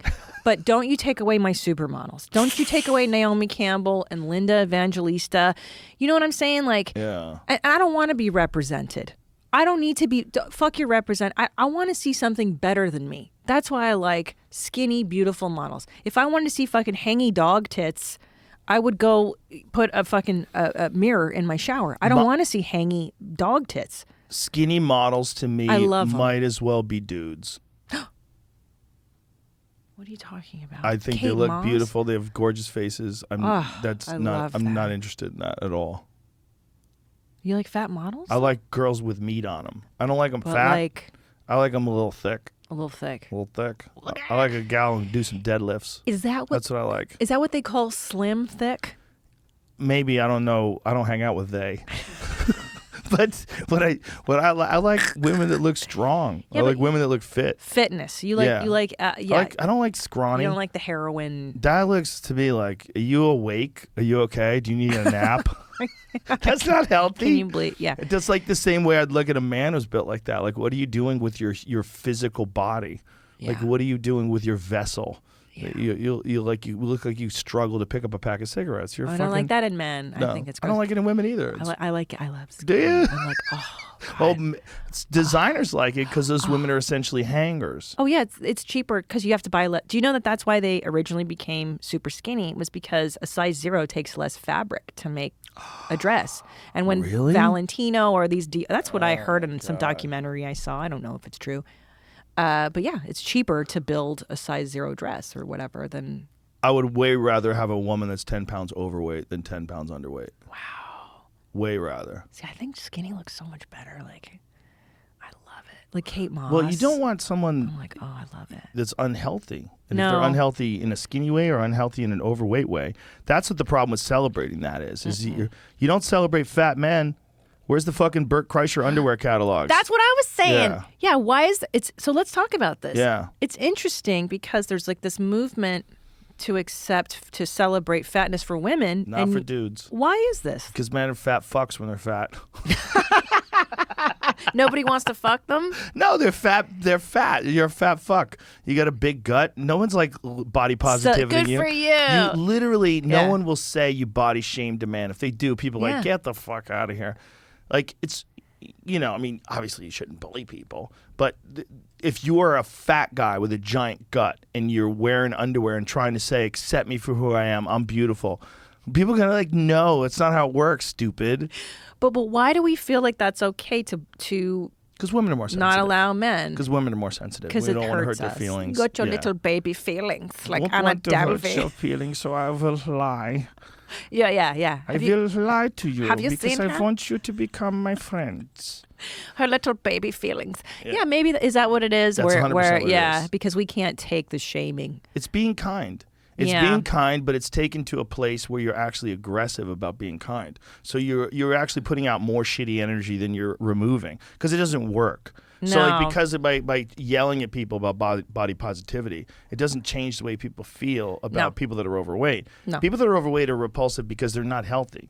It's a natural biological attraction mechanism that makes you attracted to people that are going to be able to sustain children Of course. and have a life and survive hardship and Yes. someone who looks like durable. It's not People that are healthy. not durable. It's not healthy to be overweight, and No. you cannot tell me get the fuck out of here that that's fine, they can be overweight. It's absolutely not true. It's not true. No, it's And not I true. think too it's rooted in pity, which is why I don't like participation awards. I think that it's rooted in pity. Have you ever gotten a participation award? No. Yeah, I was have. born in 1967. They didn't have them back then. Well, I got one in like '86, and my mother framed it. and put it. She didn't know. She didn't, she's a foreigner. But I fucking hated it because it was a mark of shame. It was like, fuck you. I know what that is. Right. You know what I'm saying? Like, you want to participate in something, participate in winning, you fucking loser. Like, to me, it just made me like, ugh. Yeah. I've got a stack of these medals from my Taekwondo days. Yeah? And to this day, I look at the bronze and the silver ones. I'm like, ugh. I don't like them.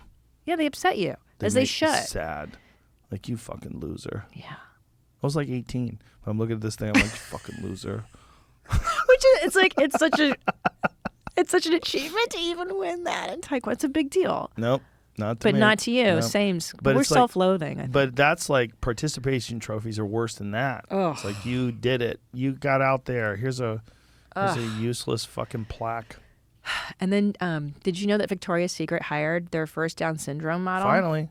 Down to fuck, am I right? She's actually very pretty, Yeah, she actually is pretty. which is crazy. Here's the question. Yeah. What would people think if a normal chromosomed man decided to start having relations with her? Would people accept that? No, Is that legal? that's what I was wondering. See, Is it legal? This is my problem with the model, the Down syndrome model. It's not that, whatever. She is pretty. She looks great. She's got a better beautiful. body than me. Phenomenal Absolutely. body, She right? looks fucking banging. It's that, is she of the capacity to make such a decision? Because those girls are objectified. They're sexualized. You're right. 100%. You're sexualizing gig. someone who you're not even allowed to have sex with. It's almost like sexualizing a child. It is. In that, like, if you're a man, so you're an accountant, Bob the accountant, normal 35-year-old single man, and he meets this Down syndrome Victoria's Secrets model, and you hang out with her, and you're like, dude, she's surprisingly cool, and we just fuck like wild animals. People would go, what are you talking about, Bob? You are not having sex with a Down syndrome woman. You're like, what? That's what she wants. That's what I want. She's a model, bro. I don't see the problem. All her fucking pictures of her in her underwear. She looks good. See, show me the photos of She's hot. the woman in the Down syndrome. She is, looks like she has a boyfriend. Oh, No. Does she have a Down syndrome boyfriend? Mm-hmm. Yeah, I think you have to. You That's have what- to. But that's what I'm saying. You have to, because it's not fair. Okay, good. That's equal. Oh, they're both beautiful. Yeah. Like, look That's what. good. Let me see what she looks like though. Photo No, of she's her. pretty. She's very pretty. Oh. Like very pretty. Yeah. But there's the thing. Like, if a regular man had a relationship with her, that would No. be really creepy. Well, right? which is why I have issue with the Forrest Gump film. Right. I mean, But it's a guy. It's a guy. It's okay. it's okay to. Yeah, a girl could have a Down syndrome guy boyfriend. If you have a Down syndrome guy boyfriend, what if you have like a giant, like Icelandic Down syndrome man as your boyfriend? He's basically a giant white gorilla that just lays pipe to you all day. It would be ideal. Because they're horny all the time. Yo, Bobby Kelly. I know. You know Bobby Kelly? Yes. Bobby Kelly and I did gigs together back when he was a counselor for Down syndrome kids. Mm-hmm. So he would work in this house with Down syndrome people. So like where he lived in this house with people. And Bobby told me they're always trying to fuck. Yo, I know. I've heard this before. They just want to fuck all the time, I which is know. normal. They have normal balls and normal testosterone production, and that's what the average man is. But they don't seem to think there's anything wrong with wanting to fuck all the time. They fuck hard, bro. Yeah, I know. I've heard this. No, I had a friend that Is worked. there Down syndrome porn, and is that going to be on Thank the you. next Your Mom's That's House? the. Do Oh, we don't really? say oh no. Do we really need that? Oh yes, you mean oh yes, right? Do we need that I was tab gonna on start looking, Pornhub? but I'll let them find it. Listen, they're not making it. They're just They're journalists. just. Yeah. We're out there reporting from the field. Apparently, there's some Down syndrome porn. Now, should you have to be Down syndrome to get it? And could you take a test and just pretend you're dumb? And will they let you? Well, it doesn't seem like you have Down syndrome, but you're pretty fucking stupid. So go ahead and jerk off to this. Well, that's what this is. It's permission to masturbate to the mentally challenged. Right. Are you Finally, allowed to the masturbate progress. to that Victoria's Secret's catalog because That's- the Down syndrome lady's on it? That's the real issue. And the answer is yes. And Victoria's Secret wants you to masturbate to the Down syndrome girl.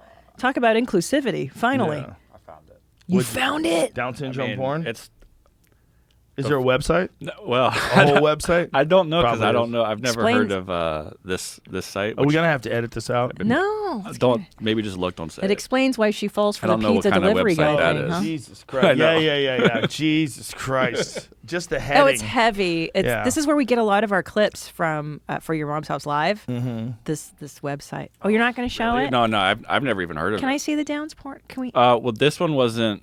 Oh, shush. Keep it on her face. Keep the camera on her face, and just show the downs porn. Oh no! So Oh, who's boy. downs here though? I can't That guy. Oh, so it's a regular woman and a downs Yeah, lady. it says he saved up money to. see. It's always the guy. Oh, It's always boy. the guy that. Poor fella. Oh no! I don't like that. Oh, he's really. So he's trying to jack himself off. She looks super pumped with her life choices. Look at Yeah, him. I don't like this. This isn't as fun as I thought it would Look be. at how he's jerking off too. want to watch it either. Yeah, he's deformed. It's more than that. Yeah. He got the full Monty. Yeah, he's not like the model kind. No, not at all. The model thing is weird Yeah. because male models have to have six packs and they have to look Yeah. like Johnny Depp. They Yeah. have to be chiseled, and beautiful. But female models, there's a new category. I don't have any problem with it as long as we're not pretending that there's something. As long as they're not saying there's something wrong with being the other kind of model, because out of all the two, both of them are unhealthy. It's unhealthy to starve yourself. This is and true. it's unhealthy to be obese. Both Good of them, argument. Both of them are unhealthy. Yes, I like that. Both of them are unrealistic and unreasonable, and both of them are not what men want for the most part. You know what men want?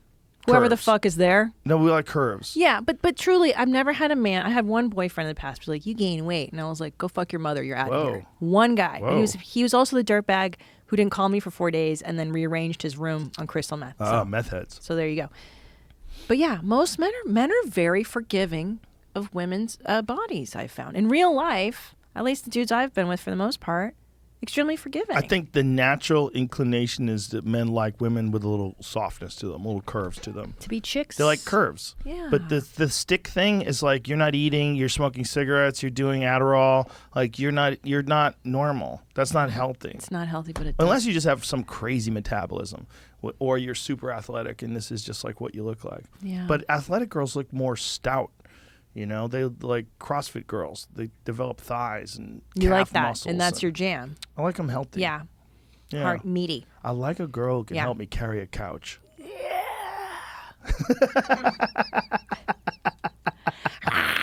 You know, and you don't want a man that's gonna have a fucking heart attack. No, You that's see a guy that's that fat, thing. and you know they have sleep apnea, and they're just lying there with their big purple face, choking on their own tongue. choking on their own tongue. I can't. I mean, could you fucking Oh my imagine what Bert snores like? I was gonna take it there, and then I was like, should we fat shame Bert? It's not gonna work. It's not. It hasn't worked. He gets so much love from being fat. When he takes his shirt off, it's probably the biggest pop in all of comedy. I know. When he goes out there and says like this to everybody, and then he know. takes his shirt off and puts his baseball hat back on, they go, yeah. Shane Gillis told me it's the loudest pop he's ever heard in his life. Yeah. Yeah. I believe it. Well, it's fun. It's a good time. I don't want to yeah. Yeah. Here's the good news. Netflix let me fat shame Bert in my special. Oh, you fat shame Bert in your special? They didn't flag it. You're allowed to. Look, They he's pregnant. flagged everything else. Yeah. He's pregnant. Oh, stop. Look at I him. don't wanna know. I don't want. He's Why doing don't- great though. But here's I the don't wanna thing: know. that pregnant guy is out there fucking killing it. He's selling out everywhere he goes. Pregnant guy. Have you seen the pregnant guy on Instagram? Okay. Are we allowed to talk about Oh, that? yeah, you're allowed to talk about that in this show. Yeah, there's pregnant men. Isn't that like the cover of some magazine had a pregnant man? I don't know. Can we Yeah, find yeah. that, There was Jamie? something for the first time a pregnant man is on the cover of a certain magazine. I follow one on Instagram. I'm obsessed with this. I'm endlessly intrigued by this whole gender non-binary stuff. Yeah, what do you think? Truly, it's not pretty. Oh, no, I know no. that There's guy. a cover of a magazine. It said something for the first time. I think I might have saved it because I'm twisted. Let me find it here. I don't know. I think it's like 0.00001 of the population, right? It's a small percentage of the population Yeah. that is a pregnant man. But they have their own emoji on my iPhone now. But just like, what did you guys fucking rally for this? How easily did Apple give in to your demands? Yeah, I think what I mean, I'm a pragmatist. I believe that if like the majority of humans are doing stuff, the utility would be to build society around what the majority are doing. So I think this way of thinking, we're like, well, no, but there's like two people that have this, so let's completely rearrange. I don't know, is it working? And then to like bully you into conformity, and if you don't, then you're hateful. I'm like, I'm not so sure that's accurate. It's happening so fast. And it's at such a rabid sort of fever pitch of compliance. Like they want everyone to comply, or you're a monster, or you're a piece of shit, or you're transphobic. That to me, if I was removed from my own emotions and my own culture, and I said, what is happening here? Well, there's some sort of a process of getting people to stop being primates and stop being sexual and stop thinking about like normal sort of biological gender representation, like X and Y chromosome equals male, X equals female. And then it seems like if I looked at something, what's happening, I'd go, there's some sort of a declining urgency of sexual orientation and even the ability to biologically reproduce by sex. Like, I think they're setting us up. I think the universe is setting us up to become some new thing. Some sort of genderless... Cyborgs. Yeah. Elon Musk. No, it's... He knows. it's just what technology is doing. And it seems like what's happening with people in our ever more hungry desire for technology is we're doing a lot of things that seem to be diminishing our sex. Like there's things called phthalates. There's this woman who did this book, Dr. Shanna Swan. She did this book called Countdown, and she's a environmental epidemiologist. Oh, I saw this lady. She was on your show. Yes. She deals with the effects of the environment on people's reproductive systems and people's hormonal systems. And one of the things that she found was that phthalates, which come from plastics and a bunch of other pesticides in particular, a bunch of different things, chemicals that have, from petrochemicals, that have gotten into our bodies, have diminished our penis sizes, diminished our sperm counts, diminished our, sperm counts are down like 50% since the 1950s. What? Yeah, penis sizes are shrinking, taints are shrinking. So one of the best ways in mammals to tell the difference between a male and a female is the taint size. Taints in males are 50 to 100% larger than the females. And when mammals are exposed to phthalates, when the mother has the baby in the womb, the phthalates cause the taint to shrink. And they keep shrinking and shrinking. So they keep shrinking over time. So we're becoming genderless, strange sort of things biologically, but we're not recognizing it because they didn't even know that this, I think Dr. Shanna Swan said it was 2015 when they first realized what was happening with phthalates, and that phthalates were having this impact on the reproductive systems. That while women were pregnant, their exposure and the amount of phthalates they had in their blood was directly represented by the decreasing of the testosterone in the males, shrinking of the penis, shrinking of the testicles, and also big uptick in miscarriages for the females. So less viable, less sexual, less viable, less hormonal. We're turning into seahorses. We're turning into aliens. Yeah, I think believe it. I really think that's what it is. You know, we're talking last night. We're talking about these Russian wrestlers. Because Tony was making fun of me that I have a hairy back. Because he saw me with my shirt. Yeah, look like a werewolf. I don't think I've seen it. Wanna see it? I'll show you. Sure, let's. Anyway, afterwards. Yeah. But I go, dude. That's not even hairy. Have you ever seen them Russian wrestlers? That look like male stage Google 3. Russian wrestlers. Right before they hit stage 5, which is like a human. They hit like stage 3. Oh, right, the chart. Yeah, the evolutionary chart. There's a lot of Russian men that have fucking hairy shoulders. Like all over their shoulders, all over their arms. They basically look like fucking werewolves. Holy shit, dude. No lie.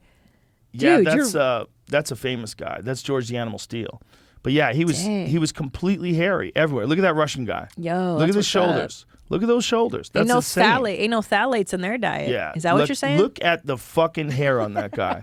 I mean, you can't tell me that guy is not like, if there's let's say if there's it's not like a 5-stage evolutionary trail. It's 1,000 stages. That guy's several hundred stages before most people. He's a gorilla. He's a gorilla. And he's probably strong as fuck. Look at him in that headlock in the far right corner. Dude. Click on that. That's high-ass testosterone. You do not want that guy squeezing your neck. Look at him. Look at those shoulders. Look at that back. Bro. Look at him. Yeah, there's certain hairy humans that remind you of our past. They're a little window into like savages of the past. I love this. My husband's very hairy too, and I enjoy it. He was the first hairy guy I was ever with. I was always with these Twinks? well, no, with men that wore makeup and velvet skirts. What? They're goth. I think now they're called trans, but back then they were just goth. And they're very beta. And I just fell in love with Tommy for being alpha. But I was going to bring up, have you seen the new The Batman? Yes. Well, how do you feel? I loved it. You did? You hated it? I hated it. Tell me why. Okay.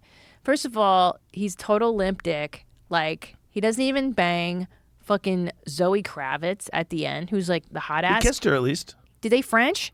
Did he French her? I mean, it was like a real kiss. Very chaste. So here's what I think. He's got no dick and balls. He's a reluctant. Do you really think he has no dick and balls? No dick and balls, because he's a reluctant hero, and nothing aggravates me more. Here's who Batman is. He's fucking Bruce Wayne. He's a multimillionaire. He enjoys being Batman. He enjoys his cars. He enjoys being the powerful hero. He puts on the suit. I'm Batman. Remember fucking Vicky Vale and the guy, who's the Beetlejuice, when Beetlejuice was Batman? Yeah. Michael Keaton. Michael Keaton crushed it, and he crushed puss, and he was a virile male. This Batman is like, I've got fucking feelings. His hair is in his eye, and like, what are you doing? Wipe your pussy and go be a hero. Wow. Same with Spider-Man. Did you see that horse shit? You didn't like Spider-Man either? They're all fucking crying the whole time. Why loved are it. they crying? There's multiverse. There's multiple Spider-Mans. And they're all fucking having their periods at the same time. I don't want to see it. Show me men. I want my heroes. You like the Hulk?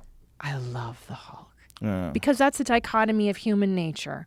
That's Jekyll and Hyde. It's a very traditional story. I love the Hulk, his big green Hulk cock. I love him. Yeah. Look at him. Now, this is Michael Keaton. I liked him. You know who I loved? The Christian Bale. Christian Bale was the best Batman. That was the best one. He was pretty good. I liked Robert Pattinson as Batman. So tell me- I thought it was good. I loved Robert Pattinson as the vampire. It's he was great in that too. I loved It's him. suspension of disbelief. You know, like you have this. You're watching a goofy ass movie about a weird fake world. You know, where a guy can like fucking shoot a grappling hook to the top of a building and it pulls him up. You know, it's like there's a lot that you just like take for granted as nonsense. Yeah. The thing about Batman has always been that Batman was just a rich guy that had access to all this money so he could buy all this shit and do these things. You know, hot. which works in a comic book. It really works in a comic book. Because in a comic book, like, you kind of got free license for him to create like a fucking nuclear reactor that he could put on a jet ski, and you know what I mean? Like, Batman has all the money; he can do whatever he wants. But in movies, you're like, why is he kicking everybody's ass? How come nobody gets him? How come 3 guys don't gang up on him, take him down, and stab him? And they're shooting, rounds and rounds at him. They don't. No one in fucking Gotham can shoot a gun. He's bulletproof. You just don't shoot him in the chin. Oh shit, that's right. Question.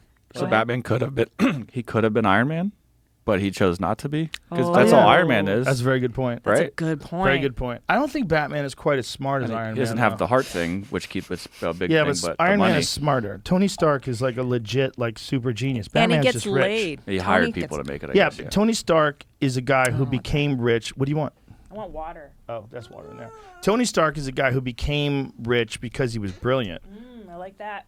The Batman guy, he's just rich. Yeah, inherited. Yeah, he got it from his parents. Right. But Bruce also, Wayne is not like a brilliant. He's not a super genius. That's a good point. That's the most. But here's the deal. So I have a very hard time feeling bad for rich characters. Like, I'm an orphan. Well, who cares? We all are, okay? A lot of us had shitty parents. Yeah. So you've got millions of dollars. Go have fun. Right. Go have fun with this Batman. I found him to be very just fey and like, But no one was wanna having fun in the whole fight. movie. The whole movie was my mom died, everyone's dead, Coke's everywhere. That's what the I'm whole saying. movie, but the whole movie was dark. Yeah, it's a fucking bummer, man. I don't want to be bummed out. I want fun. Show me some life. Who's your favorite like superhero character in films? That's such a good fucking question. I don't like Superman because he's too American Pie. I like a little darkness. My favorite's Blade. Go ahead. Blade. Can you bring up Blade? I'm not Blade. even sure Wesley I've seen Snipes. this. Yeah, he's dope. He killed vampires. I like vampires. I'm 100% on his side. Okay. Plus, he's a daywalker. He's part vampire. How does this work? So how does this work? His mother was bit while he was in the womb. So how did he can walk during Yes, the he day? can walk during the day, but he's got vampire powers. But they have to keep giving him injections of blood Oh, I like because that. he wants to kill people and eat them, but he doesn't because he's a good guy, and he knows karate. Dude, I can see all of this lining up for you. Yeah, it's my 100% favorite. I like of all that, those dude. things. Yeah. Wesley Snipes was fucking badass as Blade too. It's perfect because I was a fan of Blade, the comic book, where he had teak weapons. He used a really hard wood because vampires, you got to put a stake through their heart. Yeah. So he had teak stakes that he carried with him, and he would stab these. I thought teak was knives. bullshit New wood. Blade coming. Yeah, there's a new Blade coming. Ooh. Hey, Yeah. there's a new Top Gun coming out. I'm so excited for that. a new Top Gun with Tom Cruise. Yeah, Maverick. he still looks good. What is he doing? I want to talk to his guy. Who the fuck? What is he doing? What is he doing? I He's think- 80,000 years old. He looks great. I think they do Botox and filler. A lot more than that. He was a man when I was a boy, and he still looks Yo. great. Still got a nice full head of dark hair. Like, this is wild. Can we look at him? Yeah, it's beautiful. I'm- We need to look at him. And Brad What Pitt. is he, 58? How the fuck does he look so good? How old is he? 59. He turns 59. 60 July 3rd. Turns 60 in a month or two. Now, Look at him. he's stunning. Pretty goddamn good looking. It's got to be like. And he's also doing his own surgery. fucking stunts. Did you see Yeah, that? yeah, I know. Where he broke his ankle to smithereens, where he jumped from building to building. You didn't see that? No, You but I watch know it? he does. Yeah, I do. Want to Let's watch see his it. ankle break? Yep. But I know that he does his own stunts, which is nutty. Why? Why? He does 60 years old? motorcycle stunts. He does everything. He learned how to fly a helicopter so he could do helicopter stunts. I'm not kidding. It's crazy. He did. He's in fucking Animal. I know. He's loony as fuck, all right? He's crazy as cat shit. But that guy. What's going on? Let's Like, talk watch about this. him. Look at this. Look at this motherfucker. Oh yeah, I have seen this. Fuck. So he barely made it there, and he landed with his ankle. Oh. Yeah, and slammed his body into it and destroyed his ankle. Dude. Apparently just cracked the shit out of his ankle on impact. I guess he probably wanted to make it all the way to the other side, but didn't quite get there. Look at that. Ooh. Yeah, that's a destroyed That's ankle, gone, son. homie. That's a destroyed ankle. That's so much force, too, to go He didn't that need far. to do that. He didn't need to do that. But look, today. he fucking powered And through then he like did a the rest of the savage. scene, yeah. Like, even with his Yeah. fucked up ankle, he Yeah. ran off. You know how hard that is An to animal. do? Animal. He's the best. He's He the best is. at those kind of movies. And he was really good at as the vampire. And Lestat, he was a way better vampire. You know, you're talking my Interview with school. the Vampires? Let's talk about this. I was very reluctant. Brad Pitt, Tom Cruise to be vampires. I'm recovering goth. But they did. They crushed it. They crushed it. Crushed it. I have to give it to him. That movie was great. I know. And Brad Pitt, my husband got to meet him in real life, and he looks stunning. I don't think Anne Rice, I'm sure he does. I'm sure Anne Rice, I think she was reluctant to have Tom Cruise do it initially, too. Of course, every goth Because was like, Lestat was like this looming, imposing, demonic vampire figure in the books. Did 'Cause you I read read the the books? Yeah. Yeah, I read the books. Yeah, Interview with the Vampire was amazing. Are you kidding me right No. now? No, I would. no. I never. If someone said $1 million, Joe Rogan's read the Interview with the Vampire, I'd be like, never. Anne Rice is a fascinating character. She's dead now. Yeah, I really unfortunately. liked her too. She was great. She wasn't very healthy. Oh. But she wrote some great stuff. But she also, like, sometimes you'd hear opinions on things. You're like, oh my god, this bitch is crazy. What was her deal? I didn't even know that. I love hearing this I stuff. forget what, like, I'd read commentary that she'd said. She was just like a little unhinged. But I mean, that's what you'd expect from someone. Like, what was she was her controversial about? yeah. What was controversial about Anne Rice? Because I know J.K. Rowling gets shit for. She gets shit for saying that men can't be pregnant, and I don't know why she insists on saying that. It's so rude. All it is hurtful. It's so and rude. I've personally stopped watching the Harry Potter movies because of this.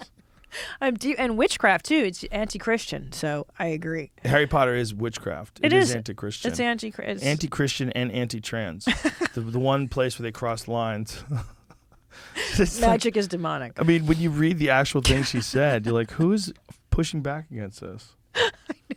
Especially because the fucking Penn State swimmer is the most, or UPenn swimmer is the most nutty one. Oh, is this the one where it's like a dude that won out? Oh, no. Were they finally pushing back on that? It's this, no, well, she is still winning world championships when she was number 462 in the country as a biological male. And then a fucking year later, she's number 1 as a female who still has a penis. Yeah. So what? And if you get complained because she's walking around the locker room, you're transphobic. Oh, what happened? Like, imagine if you woke up, if you're like Rip Van Winkle, and you're like, I'm going to take a nap around 2015. I'm just feeling a little sleepy. And something happened. And 7 years later, you're like, hey, guys, what's going on? Why is that dude swimming with ladies? I feel, okay, I'm like that every morning with Tom. I'm like, Tom, did you know that hiking is racist now? Hiking is racist? Yo, Google that. Come on. Young Jamie. Hiking is not inclusive. Hiking has an inclusivity problem. This article came out during the pandemic. Yoga is racist, even though it was invented in India. I mean, there's all these articles, and I'm like, am I in the fucking upside down? Well, you also have to recognize that a lot of what you see when you read those articles is just people trying to get attention. They don't even believe what they're saying. Here, the unbearable whiteness of hiking and how to solve it. How do you solve the whiteness of hiking? Imagine that there's a problem with people based on the melanin content of their skin who are just out enjoying nature together. And wouldn't that be an inclusive thing? It's one thing where your race doesn't matter at all. You're all just walking up this mountain and enjoying nature. It shouldn't be a consideration even slightly. Hiking is not just for able-bodied white people anymore. But I mean, was there a movement that we were like, hey guys, you can't hike here if you're not? Come on, man. It's stupid. It's stupid as fuck. That's the thing. It's stupid. If you go on the trails, and this is not real. If you go on trails, hiking trails, you see people of all ethnicities and backgrounds. They're just enjoying nature together, and it's a bonding experience for folks because there's something very humbling about like walking over the top of a hill and you're seeing like a canyon and it's beautiful, and you see people coming the other way and you're like, hey, what's up? Like, it's a bonding thing. It's one of those things that's so humbling in its vast scale and magnificence and its natural beauty that it makes you nicer. It makes you feel better. It's like a little natural medicine. So everyone's out there enjoying natural medicine. It doesn't have to do with white people. Come on. Tibetans are the best fucking hikers alive. They are. The people from Nepal and the people that the fucking... Are they? Are they people known? that take people up the Himalayas are the best fucking hikers that have ever lived. Oh, They're the best. Or is it pronounced the Himalayas? Sherpas. Yes. Yeah, they're the best. I know. They're the best, and they're not white. So hiking's not white. It's not white. You it's just human. disproved this shit, man. Hiking's human, and especially at the highest level. Oh, it's just Unfortunately, those people are known for being hired by white people. That's what it is. Take them up the Himalayas. Have you done that yet? Fuck that. That is not on the menu.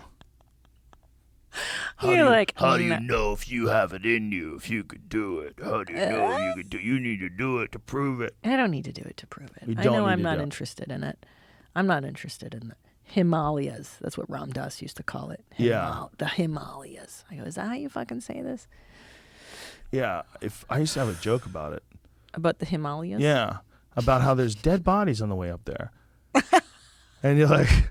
And like you have to have such incredible arrogance because it's so cold that they have to leave the dead bodies. So as you're walking up this trail to the top of this mountain, hoping to be one of the people that makes it, you get to look to the left and the right of you. And there's dead bodies. It's wild, dude. There's dead bodies from the 30s. What? Yes. And they're not decomposed because it's super cold? Frozen solid like a rock, and they look like they're made out of plaster. They're white. Pale white, frozen. Whoa. You see their skin, like their clothing has been pushed away a little bit by time and worn out, and you could see part of their skin. Yeah, there's people that they know who the person is, like it's a famous hiker. Shut and up. You can walk. No, I'm not bullshitting at all. And you can walk. I was obsessed with this for months. I was reading stories about hikers. Look at this. I hate These are hikers' bodies. And they just leave Look at that him one on the there? far left. Yep, they just leave him there. Look at that one. Bro. Look at his skin. Bro, pick him up. Nope, Why don't they you take can't these fools because out? the air is so thin. It's so dangerous that to bring that guy down would risk people's lives because it's so hard to get up there, and they just leave him up there. I think they've removed some of them. This shit makes me so angry. Yeah. You know what else infuriates me? I was watching a documentary about this guy that free climbing. Oh, Alex Honnold? I don't know. I'm sure I've had him on a few times. I Shit love that makes guy. me so fucking mad because I'm like, what are you doing? It's just, he's like, and then I put my finger in the crevice. I don't have any back. It's like, Not only that, sometimes it gets tricky. Sometimes it's like I have to lift my foot up and get it to the spot or I'm going to die. I have to lift my foot up over here and push off. Look at that. what the fuck? Yeah, this guy. Bro. Bro, what are you doing, homie? Just what that looks like is just bro. His little pants are falling down. His dick's going to pop. Oh, he's got dick root. He's showing dick root. He's showing some dick root. Yeah, so he's in good shape. He should. He looks great. Cheers. Super nice guy. He's been on the podcast a few times. I think 3 times. I really enjoyed talking to him. So it gets him excited to do this. He first of all, he loves being in nature, and I think there's this accomplishment thing that comes with being able to climb something with no ropes, because there's no if. It's just must do. Must do to live. You see people on those ropes, like sometimes they slip and they fall off. Like, would you have slipped if you fell and fallen off if there was no rope? You Right. Look, these fucking crazy assholes. Is this the guy that got arrested? This is Alex doing This it. is wild, dude. Oh, that's him too. Yeah. Look at him. He's got his little chalky Oh hands. my God, he's climbing What are a you fucking building. doing? He's so high. That's so crazy. How old is this guy? It says climbs halfway up New Jersey skyscraper. Why half? How's he get back down? I don't know. What He happens then? Do you slide down? My hands are so I sweaty. know. Feel my hand, feel my hand. I don't like it. It So gives me anxiety. sweaty. It gives me diarrhea. Just watching. Oh, good. I don't want to see this, Jenny. I know. It's it. Take it away. Wait. Take it away. But Joe, have you seen the documentary about the divers who rescue the children trapped in the God. Thai? No, I haven't seen that. Tommy made me watch it. He's like, Oh you're my going to love it. God. It's very inspirational. I don't like children getting fucked with ever. Children are trapped inside of a fucking cave. Yeah. They find divers who are like hobbyist divers, like a bunch of just old white guys, like introvert weirdos who are cave divers. Yeah. Because the military can't hack it. They don't know how to get in and get these kids out. It's a fascinating story. Should I tell you what happens? Spoiler alerts. Okay. I know I probably should have said this before, but okay, anyway. Yo. So these are the guys, and they find this group of like misfit dudes who love cave diving, and they can go into these tiny little angles. I mean, look at it's all so narrow. And like I said, there's the boys trapped. They got trapped in a storm, and they were there for like a month. Oh, it was awful. And they had to devise a plan to get these boys out. And Oh my God. can I tell you how they did it? Sure. It's so crazy. They consulted with this anesthesiologist, and they put an apparatus on the boys' faces to put them under anesthesia, and then the professional diver would take them through the cave very carefully out over like 2 or 3 hours while this kid was under anesthesia. 2 or 3 hours? Oh my God. I mean, like I'm crying even just fucking remembering it. Oh my God. It was horrible. Look, this is the route. So those are the Oh my boys. God, this is insane. So they had to find a way to be able to carry a kid, safely put a mask Without on the them. kid freaking out. Yeah. Right, because if the kid freaks out, it kicks up dust. Well, it's I had Donald Cerrone on my podcast, and he was cave diving with this guy, and the guy got his tube tangled, his rope tangled, and he freaked out and spazzed out, and he filled the cabin up with silt, and they couldn't see anymore, and he couldn't figure out how to get out, and he was running out of air, and he had to try to. It's the most riveting story I've ever heard in my life. What is this? All right. It's Donald Cerrone, and he was telling a cave diving story, and it's on YouTube. And when he did it, like even though I knew he was here. So I knew he was alive. Yeah. He's obviously alive. He's sitting in front of me telling me the story. It's about him. But Right. as he's telling me, I'm so filled with anxiety that I can hardly breathe because he's doing an amazing job of telling it. And the story is terrifying. And then he's thinking about getting back to his wife and his kid. Yeah. That's what he's thinking about. And while he's trying to find his way out, he's like, I am not going to fucking quit. I'm going to get out. And he finally gets out. It's like, yo. I But he's know. like, you want to talk about He's a hardcore adrenaline junkie. That's what that is. Yeah, I mean, he's a professional cage fighter. He's had 48 fights in UFC. Yeah. He jumps jet skis and fucking. He's always doing nutty things. Whatever the fuck it is, he'll do it. Is it wild? Let's do it. Yeah. Yeah. I feel like stand-up comedy is the ultimate for me in terms of like a danger, like intellectual danger. It's a great intellectual danger. Podcasting is too, because podcasting you're really just thinking it up on the fly. Yeah. The intellectual danger about stand-up comedy is like, you committed to this. You know? I know. It's just you and the mic, dude. Yeah. Well, I have to take a piss. Yeah, go ahead. Yeah, I'll see you We'll later. pause. Okay. We'll be right back. We'll be right back. With Christina Pazitsky. Dash Segura. And we're back. So much better. Having to think and pee at the same time are not good. Like when you No. have to pee and you're holding it, I know, it's the worst. the brain does not work well. No. We could build chairs with toilets, but you don't want to see that. I tried peeing in a diaper once on our podcast. It's terrible. Yeah, that doesn't seem like a good time. It's not. It's not as fun as you think it'd be. You know? I don't think it would be fun. Remember when that astronaut lady did it? She wore diapers so she can go kill her boyfriend's Yes. girlfriend. I think about it once a year. I think about that one a lot. Like, yo, how mad are you that you're like, I'm going to wear a diaper? And drive across the fucking country. She was going like 90 miles an hour for 18 hours. With a diaper on, just shitting her pants and just gritting her teeth. And she bear maced that lady. She hit her with bear spray and she tried to pull her out of her car and then she broke down crying. That's what I miss. You know, we don't have any great scandals anymore like that. Well, that one was crazy because it was a NASA astronaut. You're like, like, you're she- smart. You should know better. She was a NASA astronaut, and she drove across the fucking country to go whack her boyfriend's. I think it was the boyfriend's wife. I think she was fooling around with this guy who's married, and I think that was the story. But that bitch and Amber Heard are cut from the same cloth. Yo, that's right.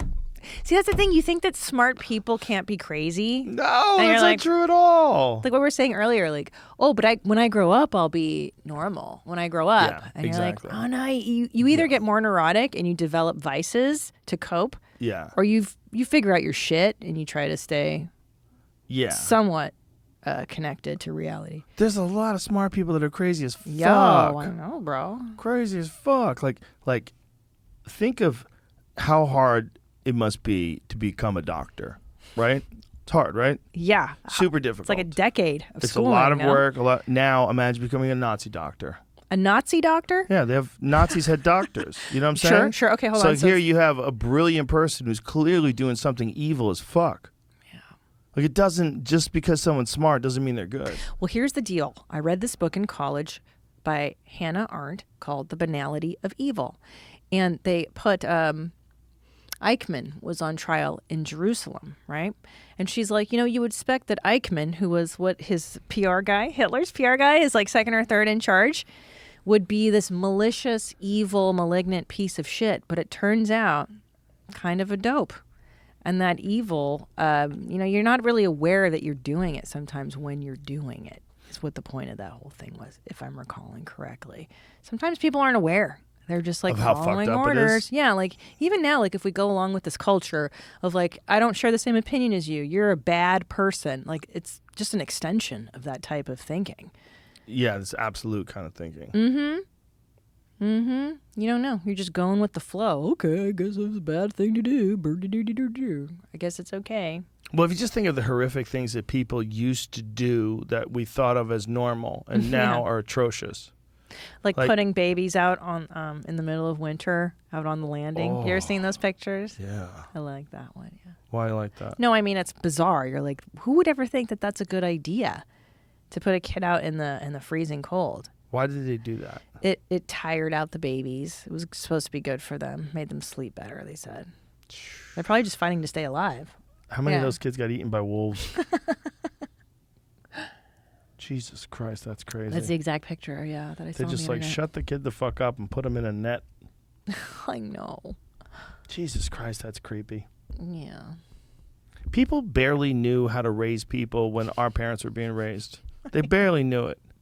And then our parents barely knew how to raise us. And we finally have the internet. Yeah. And psychotherapy. Babies need to be aired. Fresh air is required to renew and purify the blood. And this is just as necessary for health and growth as proper food. They sound like influencers on Instagram.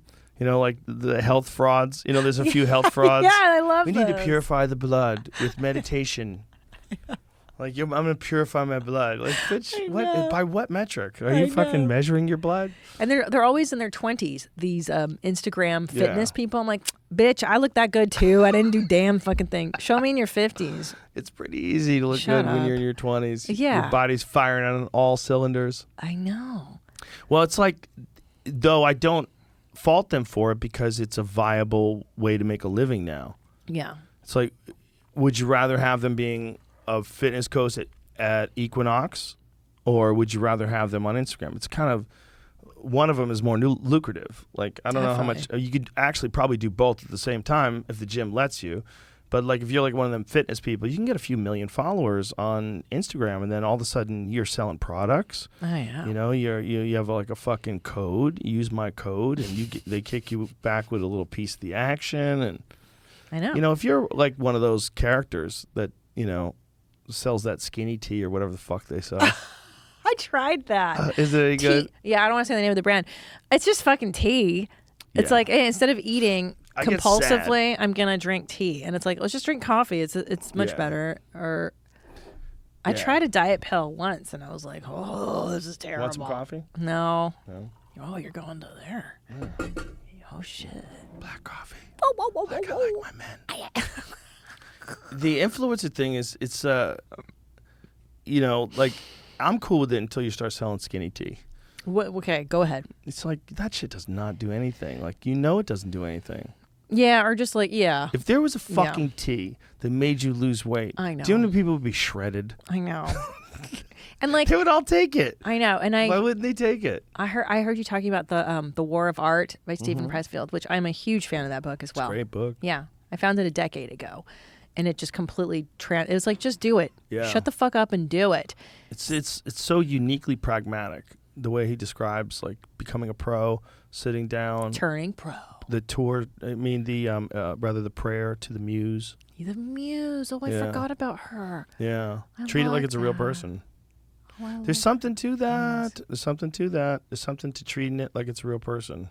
Well, because I've learned in stand-up comedy, if I'm trying to sit down and work on a joke, I know there are some comedians that every morning they sit up. Light my crack pipe too. But the muse doesn't always show up when you want her to. Oh, Yeah, but my fucking dick fell out. you can't worry about that. You got to just keep showing up. The whole key of it is, it's not going to. Look at you. I turned Christina Segura into a motherfucking cigar smoker. Bitch! The idea is that you show up because you're a professional. Right. And you have days where you write. Like, I came home 2 nights ago. I wrote a bunch of nonsense. And I tried reading it the next day. I'm like, I know what I was trying to say, but this is not good.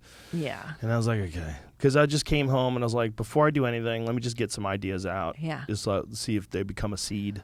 But then the unconscious will work on it, I Yeah. found. And then when it's ready, it'll come up. But the secret is to listen to the muse. So when she gives you the idea, respect that bitch and write it down. Yes. Write it down. Yeah. Write it down. Definitely. That's what I've learned over the years. Like, oh, that's how I do it. Don't ignore that. Yeah, I have thoughts sometimes that I ignore. Go, I'll remember that. You never. Never remember it at all. I'm playing a little trick on myself.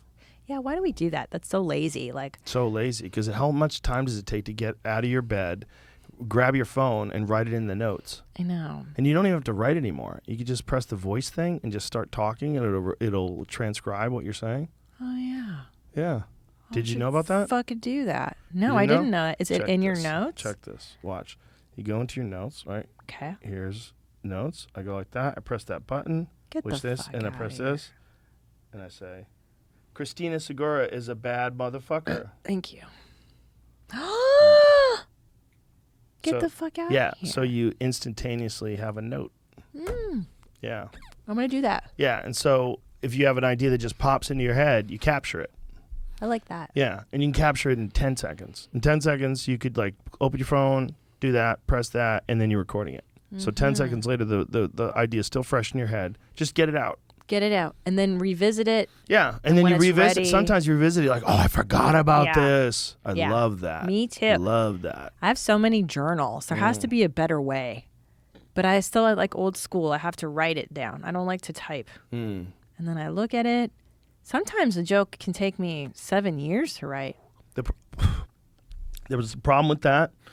There's a couple of problems. One problem is you have to have the notebook. With writing it out? Yeah. I know. But there's also this thing, what's it called? Remarkable, where it's like it's a tablet. I haven't used it, but it's a tablet that you write on, and it has the feeling of texture of paper. And then it uploads it.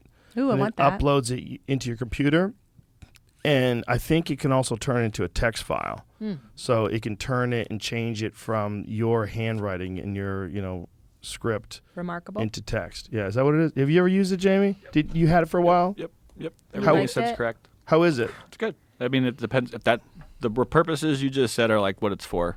Show us what it looks like. Show us what. See, What's because up? this is Oh. the thing that I find for sure is that when I physically write things down like that, I remember better. Yes. But so what I do is I use index cards in my green room, and I write things on the index cards. And I also use notebooks where I write down the bits in the notebooks. So I write down my bits, even though I know my bits. I write them out. I just write them out. Yes. So that like before the show, I just have it 100% dialed in my head where there's no thought whatsoever about what I want to talk about. Just go out there and flow. But what are the index cards for? Sometimes I want to put it in order. I just want to like write it out. Oh, I got that's that idea smart. from Kevin James. You know why? Yeah. Because Kevin James and I had the same writer. Because I'm lazy, and he wanted like M&Ms and certain fucking this and that, and I go, I don't give a shit. And they go, what's your rider? I go, I don't give a fuck. It's water. I don't know. And so she goes, I'll just use Kevin's rider. So I got all this stuff.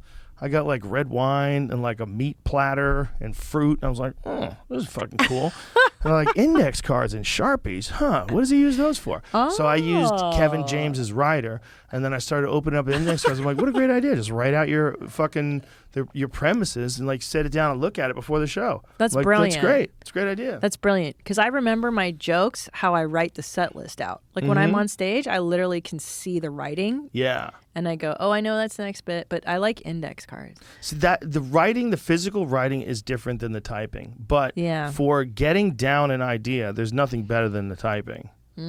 What I do is write with a computer, and then I take it and I'll copy and paste it into something else, or whether it's Scrivener or whether it's notes, and then I'll write it out when I'm going to do it on stage. I'll write out the bit. Like I'll write out like all the key points, because I can do it without that, but I think it's the best way to do it. There's some things where you go, okay, am I avoiding this because it's more work, or am I avoiding it because it's unnecessary? And it's hard to figure out what's what sometimes because you kind of play games with yourself. But if I'm being honest with myself, the more work I do in terms of like paying attention to it, writing it out, looking at it, the more the better. So the 3-step process to coming up with the idea and then to writing it out like in like a computer, like in Microsoft Word or something. Yep. And to taking that and then writing that on a piece of paper. Yeah, that's funny. I do very similar. Because I got a Google Doc that just like is it's like 1 million pages of jokes. But then I will take what's going to happen on stage in a notebook. Oh, that's Right, good. right, So right, do you write the actual jokes on paper and then you print it out later in a Google Doc? Sometimes, and then Oh, I'll look that's at the Google Doc and I'll be like, oh, that's interesting, that's funny. But whatever makes it to handwritten is what makes it to stage. And then I do keywords so I don't do the whole sentence so that I can memorize. Like fart, cum, whatever, like Fart or cum. stupid. Yeah. And then it's so crazy because I can memorize an hour of jokes, but like dialogue, like if someone give me a script, I can't do it. Because you're completely It's connected not. to your material. Yeah. It's like your worldview. Yeah. See, this is the thing about comedy. It's like there's a lot of different kinds of comedy. There's like set up punchline, fake jokes, comedy. But then here's the world through my eyes. Yeah. And that's what you're doing. Right. So like, of course you can remember it. Yeah, it's 100% you. Yeah. And it's like, I can even like new ones I write, I can be like, oh yeah, that's gonna come out. It's such a fun craft. It's the best. I know. I'm so like, I just hope I get to do more specials. I love it. It's so funny. I saw you in like 2000. I don't know, 18. I think I was pregnant or before I got pregnant. And you were like, you should have a special. And I was like, oh, yeah, I should have a special. And then I started to like work on it. But it was because you said I should. Like, it hadn't occurred to me until you said That doesn't make any sense. Why You're hadn't such it a occurred fucking to you? idiot because I was like, But you that's know- one of the reasons why you're so funny. oh, thanks. Because you're not like completely career obsessed, but Yeah. you are obsessed with things being funny. But Yeah. you have this like weird part of you that's like not totally that like, you know, like you're not like hyper ambitious, but you're really, really focused on being really funny. That's, I think, because isn't that the most important? Like, It is the most important. I for love what Bill we do. Hicks. I love Bill Hicks. And he was always like, if you build it, they will come. He always said that, like, just be funny. The agents, everything will come. And I don't think you should ever chase the industry. Don't ever chase them. No, you can't, because then you get the ones that don't really want you and they don't do a good job. The relationship that an artist has to representation is very important because you have to be able to trust them. Yeah. It's like one of the reasons why I got those folks that used to work at the Comedy Store to come work here in Austin is because I trust them. They're all good people. I Yeah. know them well. It's like, these are good people. I can like think about other things. I don't want to think about that. Let me think about other things. So like, if you have a Smart. manager and an agent, you can't have a manager and an agent that doesn't really give a fuck about you. It's the worst. It's can't a have bad that. relationship. It's a bad relationship. I know. It's like the dude that you're always chasing. Like me, love me. But love in the me, why beginning, do you when love people me? are open micers, that's all they get. I Because those are the only people that are know. interested. And they might want you to sign some 10-year deal where they get 50% of your podcast. You know they're doing that? What? Yeah, they're doing that. That's crazy. Yeah, town. there's some sleazy fucking managers that are not just getting a piece of the stand-up career that they can enhance, but they're also getting a piece of the podcast. Nah. And they do nothing to help. No, they do that. nothing to help. Yeah. I mean, it's really dark. It's dark It stuff. is dark. You know? Well, what's so crazy to me is like, why haven't agencies built a podcasting division where they sell ads? Like, really? You guys are that Some of them do. fucking far so behind? they are starting to do that now. Oh, good. But, you know, I should be clear. Some managers will help your podcast. Some managers will help you get guests and they'll help do things. And they're business partners. They work Yeah. with you and they deserve a piece of the action. But that's not what most of them are doing. What most of them are doing, they send you fucking auditions to some sitcom you don't really want to do and they collect all your road money. That's the worst. I had They that collect totally. 10% of your road money and then they collect your podcast money and they're not helping. That's 'Cause the worst. You are getting everything from you being more and more successful on podcasts Yes. and in your career growing and then putting stuff on YouTube and what have you, and then eventually doing bigger and bigger theater shows, and you still have the same manager who doesn't do a goddamn thing and tells you Full House is going to be, now that Saget's dead, they're looking for a guy. Like, and you're like right about to go on stage in Denver. Like, what the fuck are you talking about, man? And you can't believe you're paying that guy. You know. That's a lot of the relationships that managers have with comedians in this day and age. But there's great. My manager's amazing. Yes, I'm I like her very much. Chandra and Jeff, the two of them work together, and they're the best ever. And I'm so fortunate I have this amazing relationship with them, where they're my friends. I care about them very deeply. I love them to death. So it's never like some question as to whether or not I'll be working with them. Yeah. I'm not. But they love you too. Chandra loves you. I've talked to her, and she's They're like, great people. they're all in. Like, Yeah. you've got a great team. It does take a team of people to manage the career if you find the right. You got to have that in life too. Yeah, yeah. Friends, it's one of the beautiful things about this group of people that we all hang out with is that everyone is really supportive. Yeah. And everyone's genuinely friendly and everyone's killing it. I know. That's part of the thing. It's like the more people around you are killing it, the more it's better for everybody. I know. Yeah, I was just thinking last night, like, about my husband, how Tom Segura was never bad at stand-up. It's like, I met him, he was 23 and I was 26, and we were both open micers, and like, he was so good. And I ran the show at Tangier, and I would have Tommy close out all the shows. And it's like Ryan Sickler, Matt Fulschron, Tom Segura. Full charge. Full chart. Yeah, like all these bros that I still kick it with today. And like, everybody's just, I haven't seen Full Charge in forever. he just got married. Matt got married? Yeah. Shout out to Matt. Okay. Send him a gift. But it's cool. It's really something special to watch all these kids. Like, we were just kids in Los Feliz. And like, now we're all adults, dude, doing this thing. It's rad. With families. Yeah. Netflix deals. What? podcast studios. Who? Yeah, weird. What? Strange. It's awesome. Yeah, it's a weird life.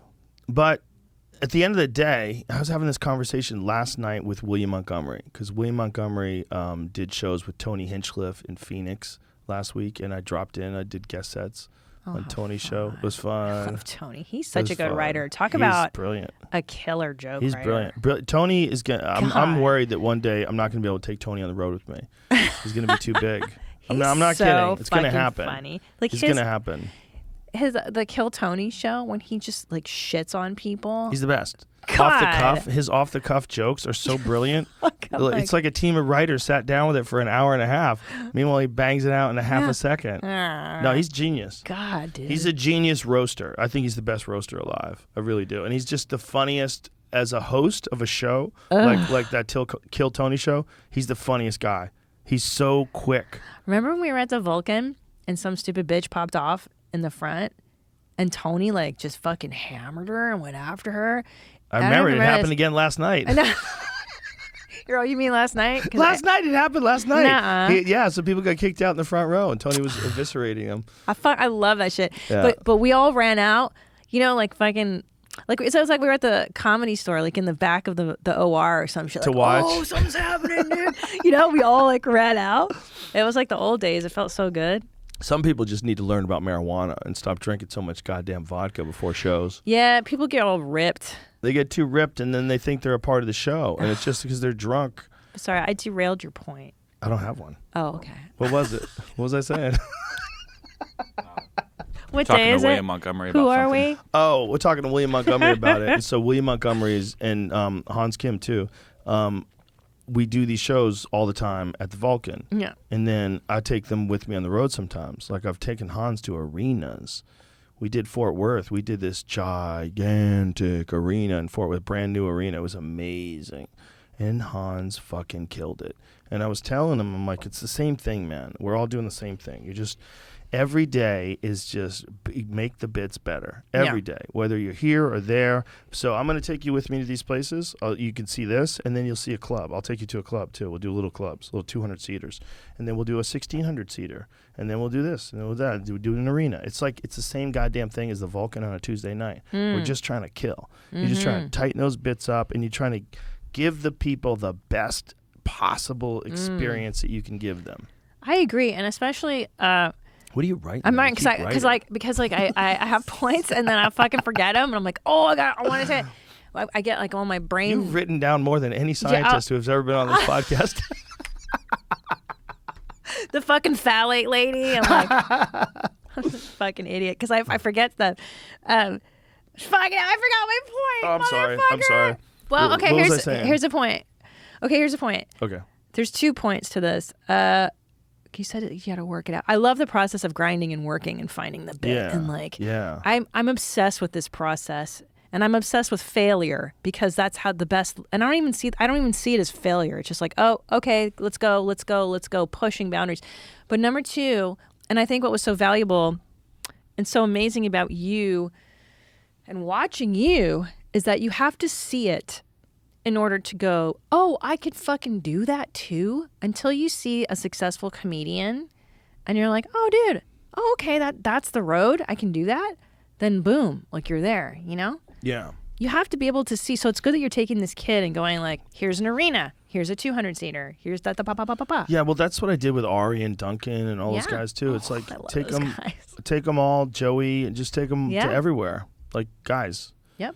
And also, it's a beautiful sort of system of support that we have for each other. It's very beneficial to everybody. It's very beneficial to me. It's beneficial to them. It's beneficial to me to watch them do well and to be able to see them come back to a place and headline after they work with me, you know, and start doing theaters on their own and doing clubs on their own and killing it. And it's the art form is fragile, and there's not a lot of us. And No. I think the more we support each other and the more we realize that a lot of any disputes that comics have with each other are bullshit. They're not necessary. They could be talked out. We should be concentrated on trying to help this very fragile art form I mean, there's more comics now than I think than ever because of the internet, because of shows like Kill Tony and all these shows where you get to see on people's Instagram pages them doing like open mic sets and people are pretty brave. They're putting open mic sets on their Instagram pages. I would rather fucking die. Yeah, I mean, imagine if you had some of that stuff from day 4 of you doing comedy. I'm so mortified by even my first album, like comedy. Yeah. I'm like, oh god, it's terrible. Well, I'm so embarrassed. But because of that, there's a lot of people doing it now. But it's still not that. It's hard. It's hard to run a club.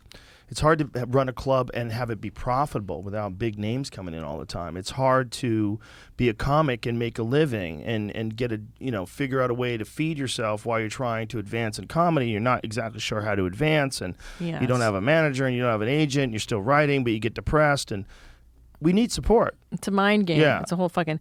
Well, and here's the deal, man. From what I've been talking to clubs and stuff, because I bring Chase O'Donnell with me. She's my feature act. And I love Chase because she's different than me. Like, she's not snarky and sarcastic, and there's no jokes like, I got anal from my boyfriend, I sucked a dick. Like, I'm so fucking over that. I hate it. Is that really common? Oh, yeah. I'm over it. It's just not my steez, dude. But I talk to these clubs, and they're like, yeah, they don't support feature acts anymore. There's no culture of, like, yeah, we'll put the feature up and we'll pay them peanuts, but they'll have a place to stay. They don't even do that anymore? No. So what you're saying about this being a fragile art form, you're 100% accurate, because there's no system other than the headliner bringing some lucky few along. Yeah. How do we keep this art form going? Well, we have to make sure we have open mics. That's very important. Open mics are very important. Community is very important. And having some sort of logical progression to professionalism. Like, so you have to have a logical progression too. You get a certain amount of time, and you hone that time, and maybe you can open up for somebody. Your jokes are tight, and then the person takes you on the road, and you should make enough money to eat and to fucking pay your rent, and you should. It's a thing, like, and then you try to figure out how to become like a national touring act. And there's like, you open for this guy, opened up for Bert in Cincinnati, and you contact the club owner, and they see you, and they go, how much time do you have? You're like, well, I've done 45, but you really only have 30. Of course. Right? And then my God, yeah. you make your way in, and it's a long process. It's a long And you have to do it right, because if you show up in, Seattle and you bomb, everyone's going to know. That's it. Yeah, they're going to go, oh, we had him headline, and he didn't sell any tickets, and he ate shit on stage, and he couldn't follow the middle act. See, that's funny, because I thought that was just me being like, oh, I'm a woman, so I have to fucking kill, because if I don't kill, they're going to say, oh, it's because she's a girl. And I put that added There's pressure. definitely that, though. There's that, too. Yeah. 100%, there's an added difficulty level for females. I had this conversation back in the day with Judy Gold, because I did this article for Playboy where I talked about it, and I said it's harder for women. Anybody says it's not, you're not being honest. It's harder because men don't want to hear women talk about politics. They don't want to hear them tell people what they should and shouldn't be doing. They don't want to hear them talking about sex. So it's like, it's hard. So you either have to be kind of gross, so when you talk about sex, it's funny, or you got to be hot, and you're like luring people in with your sex jokes. It's like, it's harder. It's like and there's a certain expectation of you being unfunny. Watch this. What are you writing? Writing it down. So what I found is, sorry, I'm 2 whole glasses of white wine in. Yeah, we're a couple of old ladies in the suburbs. Yeah, dog. We're Well, at brunch. yeah, for sure. This is like the best thing I've ever done. I'm out of my fucking house. So what I found is, personally, Janine Garofalo had this great saying. She goes, men in the audience, they have to figure out whether they want to fight you or fuck you. And there's some truth in that. That's very true. Yeah, but I also think there's truth in being an archetype. So you're either a whore, which is what you're saying, like, I'm going to talk about sucking dicks and anal and that, which is fine, right?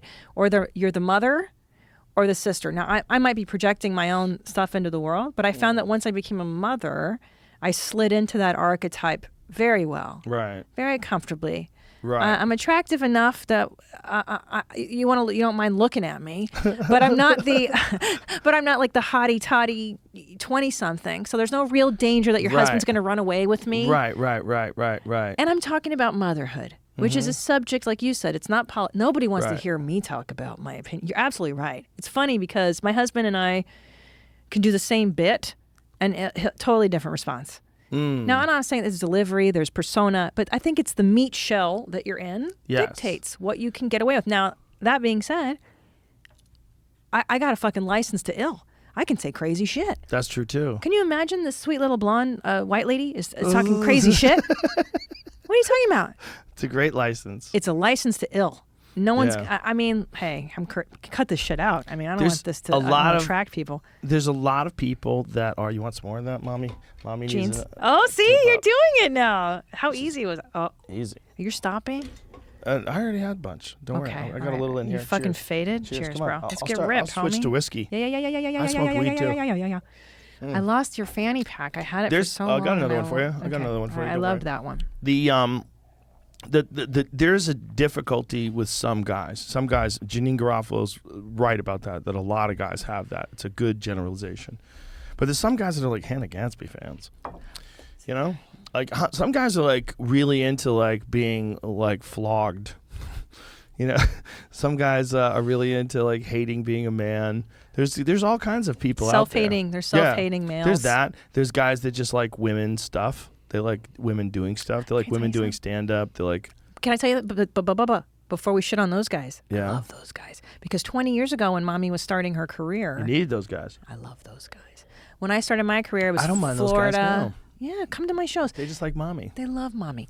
I was doing Florida gigs. I was doing, you ever do Marco Island where they're cracking seafood, cracking open the crabs, and I go up to a bunch of old fat white guys with their arms folded, and I would have to win them over. Yeah, you're gonna love me, and they did fine. I learned my tricks, but I love this new crop. This audience, these young boys in their 20s, think it's perfectly normal that a woman will tell jokes because they grew up on podcasts. They grew up on. They grew Do you up. think there's more good women comedians now?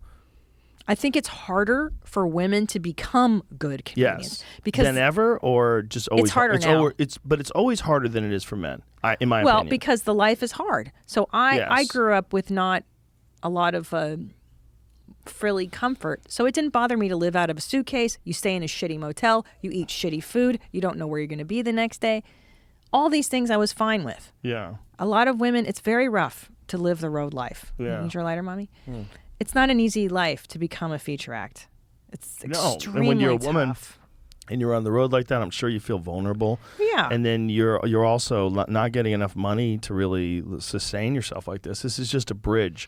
It's just the middle life days are like a test to see if you will graduate to headliner. Yes. And you have to do a lot of that work. You have to like pursue gigs. You have to like try to get headliner gigs. You have to like contact people or have a manager that contacts people, and then you have to be able to put in the time at the clubs to develop a real act that you could actually sell as a headliner, so that when you go and you do well, they want you to come again. You have to be able to do good on the radio. You get in the morning radio and you come in and talk shit, and that's kind of dead. Oh, thank God morning radio is dead. Wasn't that the fucking worst thing in the world? Something. You need something if you don't have a podcast. If you don't have a podcast and you don't have a social media presence, you need something. Because that's what the clubs are booking now, I hear, is like just a person that had, like on TikTok, they have like 1 million followers. And that's cool, but like, okay, so what's the act? They're just doing whatever they can to fill the place, right? You got to think of a comedy club that had to go through the pandemic, and That's how true. many of them were shut down. That's true. When I went to Stand Up Live this past weekend with Tony, first of all, amazing fucking place. It's a great venue. It's a great venue. It was so my picture good. up there. That's why I like it. I like it. But I've been working for Joel for decades. But the thing about it is that like when you get to a place like that, you realize like it's hard to keep a place like this open. You have all these employees. This is a 600-seat venue. How much money did it cost them when they were shut down? I mean, fortunately for them, they're in Arizona, so they weren't really shut down that long. Yeah. I think they had like 50% seating for a while. Remember there was like weird rules? Yes. You had to wear a mask. You don't have to wear a mask. My favorite is let's put the plastic thing in between you and the next Hilarious. person. And then COVID knows it can't go this way. It has to can't go that it way. has Go to go around. Go around. When I see that shit, I'm like, really? Arizona's a weird place. Like they're a little loose down there. So I think they probably weren't as bad off as like the store. The store was shut down for a long fucking time, a full year. California Full year of no got shows. fucked. They got fucked by bureaucrats. They get Yes. fucked by poor decision making. They got fucked by poor planning. poor understanding of what it requires to keep a business open. It breaks my heart because I'm an Angelino. I grew up in Los Angeles. I love LA. Yeah. It's the fifth largest economy Yeah. in the world. In the world. And I was just there. I did a festival, and the night of I did the Regent Theater in downtown LA, and I get a phone call on the way, and my agent is like, "Okay, there's a hostage situation. There's a man holding another man hostage. Traffic will open up in an hour. It'll be fine." I'm like, "What?" In an hour, they're so calm. Yeah, and then Chappelle got assaulted that night too. I'm like, "What is happening, dude?" Los Angeles is a sketchy fucking place now, and they're gonna have to figure out how they can mitigate what they did during the pandemic, and then the natural progression of homelessness and crime and defunding the police and all the chaos that came out of the George Floyd riots. They got to do something.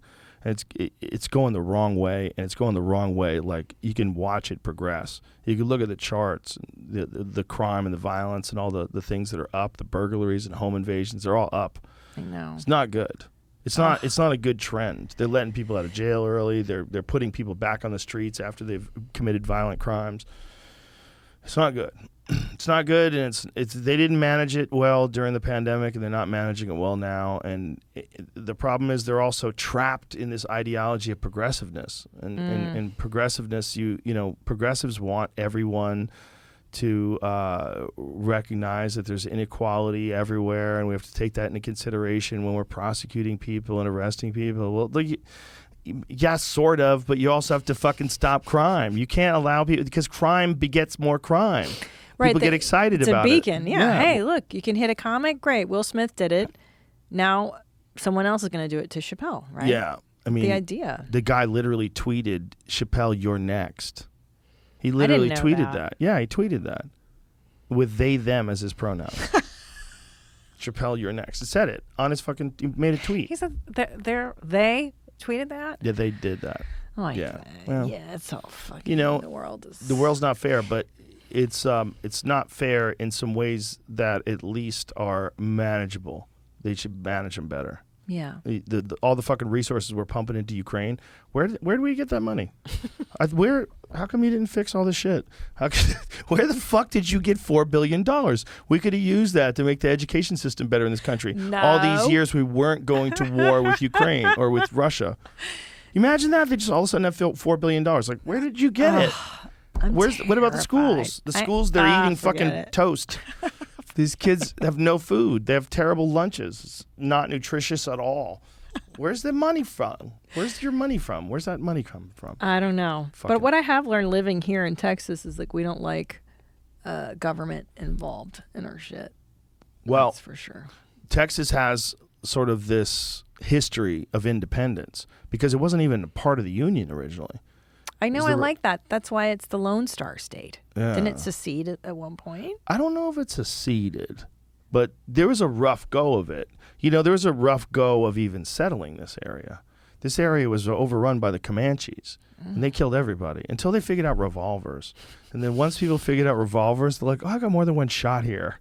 We can fuck these guys up." And that really changed the West. Guns, germs, and steel. Yeah, but that really did. There's a guy named Jack Hayes. He was the very first Texas Ranger. He also figured out you have to hunt the Comanches the way the Comanches travel. So you have to not use fire because you have to do what's called a cold camp. You camp with no fire so they can't see where you are. You have to be really sneaky, and you can't dress like a soldier. You got to sneak in on them. So all the Texas Rangers are basically like it's like the modern version of a Navy SEAL. They figured out how to infiltrate and be the most extreme badasses to overcome the Comanches. And then they figured out the revolver. And the revolver was first thought to be a useless weapon. People they came up with it. I think Colt came up with it first. But most people were like, "Why do I need all these bullets? I can just pack it in there and take my time." If I'm going to have a duel with a gentleman, I will have plenty of time to reload my musket pistol. Yeah. But they realized that these Comanches could ride their horses and shoot arrows off the horses, and they would keep the arrows in their fingers. So they would have like 4 arrows in their fingers, and they would go like 1, 2, 3, 4, and they would do it while they were riding the horse towards them. And these poor guys were in there with the fucking musket like, "Hey, thunk, thunk, thunk," and they were getting lit up. So it was a long ass time before they figured out how to conquer this area. They would give people settlements out here. They would say, you know, Mr. Wilson, would be great for you a wonderful ranch in Comancheria. You know why they called it Comancheria? Because it was run by the Comanches. Oh, so these shit. fucking assholes, they'd give them these plots of land. They'd put up fences and everything, and the Comanches would come and slaughter everybody. And then they would have to have a response for the Comanche slaughtering everybody, so then they would bring in the troops and attack them. It wasn't that much different than what they do today. Yeah. Well, that's the thing. We'd like to think that we're so advanced. We'd like to think that we're so rational. Guess what? No. We're still dipshits. There's a lot of dipshits out there. Well, look at, I mean, like, I'm not a political comedian, but Russia and Ukraine, you think, oh, we're so evolved. Really? It's Yeah. still East and West. Well, the Russia-Ukraine thing is crazy because a lot of them speak the same language, and they're like right next door to each other. It's like us going to war with Canada. Whoa. Imagine we went to war with fucking Montreal. You're like, what are we doing? We're blowing up Montreal?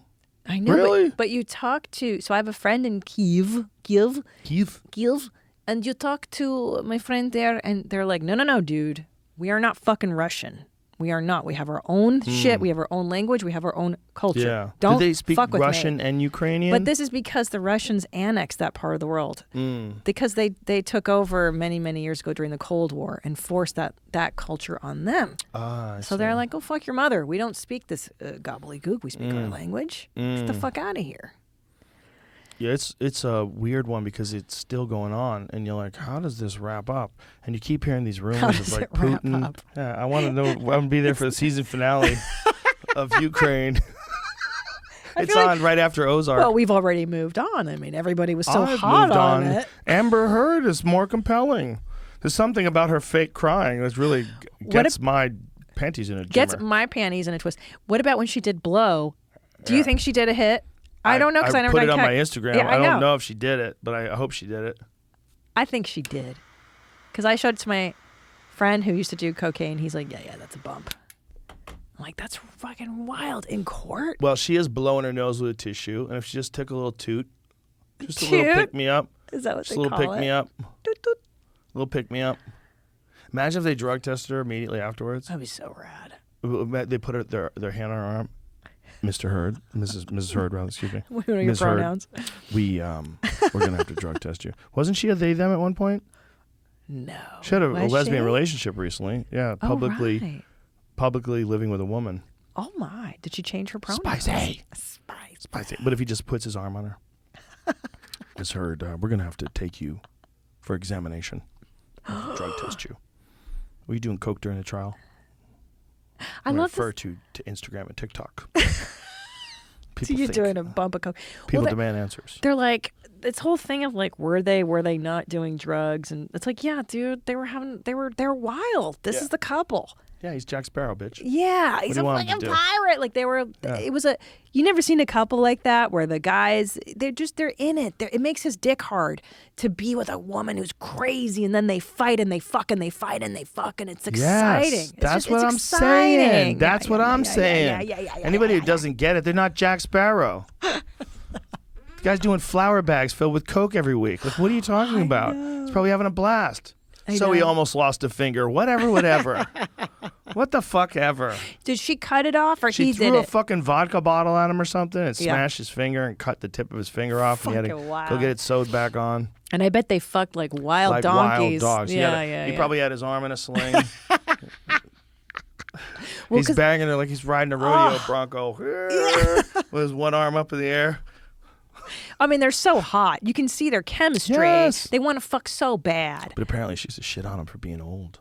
Oh, stop it. He's still hot. He's Just to Johnny make him Depp. feel bad, though. What a She's trying cunt. to make him feel bad. Am I supposed to say that? You can say cunt. You know what I didn't like is when. Listen, remember the whole fucking Winona Ryder, Johnny Depp era? That was beautiful. And he Was got it? the Is that was tattoo. your favorite? I love that. Winona That's Forever. and that bitch made fun of Winona forever. How dare you? She made fun of it because it was still on his arm. Yeah. You imagine? Wino, but he changed it. Wino Forever? No, it just says Wino. Right? Oh. Is that what it says, young Jamie? I don't know. I think it's just Well, Wino. he had her name tattooed on his hand. It said Slim. And I think he turned. Don't tattoo the bitch's name. Don't ever. Did you tattoo a woman's name? No. Never, right? It just, I mean, you can do it if you really want to do it. There's nothing wrong with doing that. But not in that case. Not that lady. No, don't do that. Did they prenup? No, they didn't. Yeah, it said Winona Forever, and he changed it to Wino Forever. Listen, every bitch So it in was the 90s. Winona Forever, and he changed it to Wino Forever.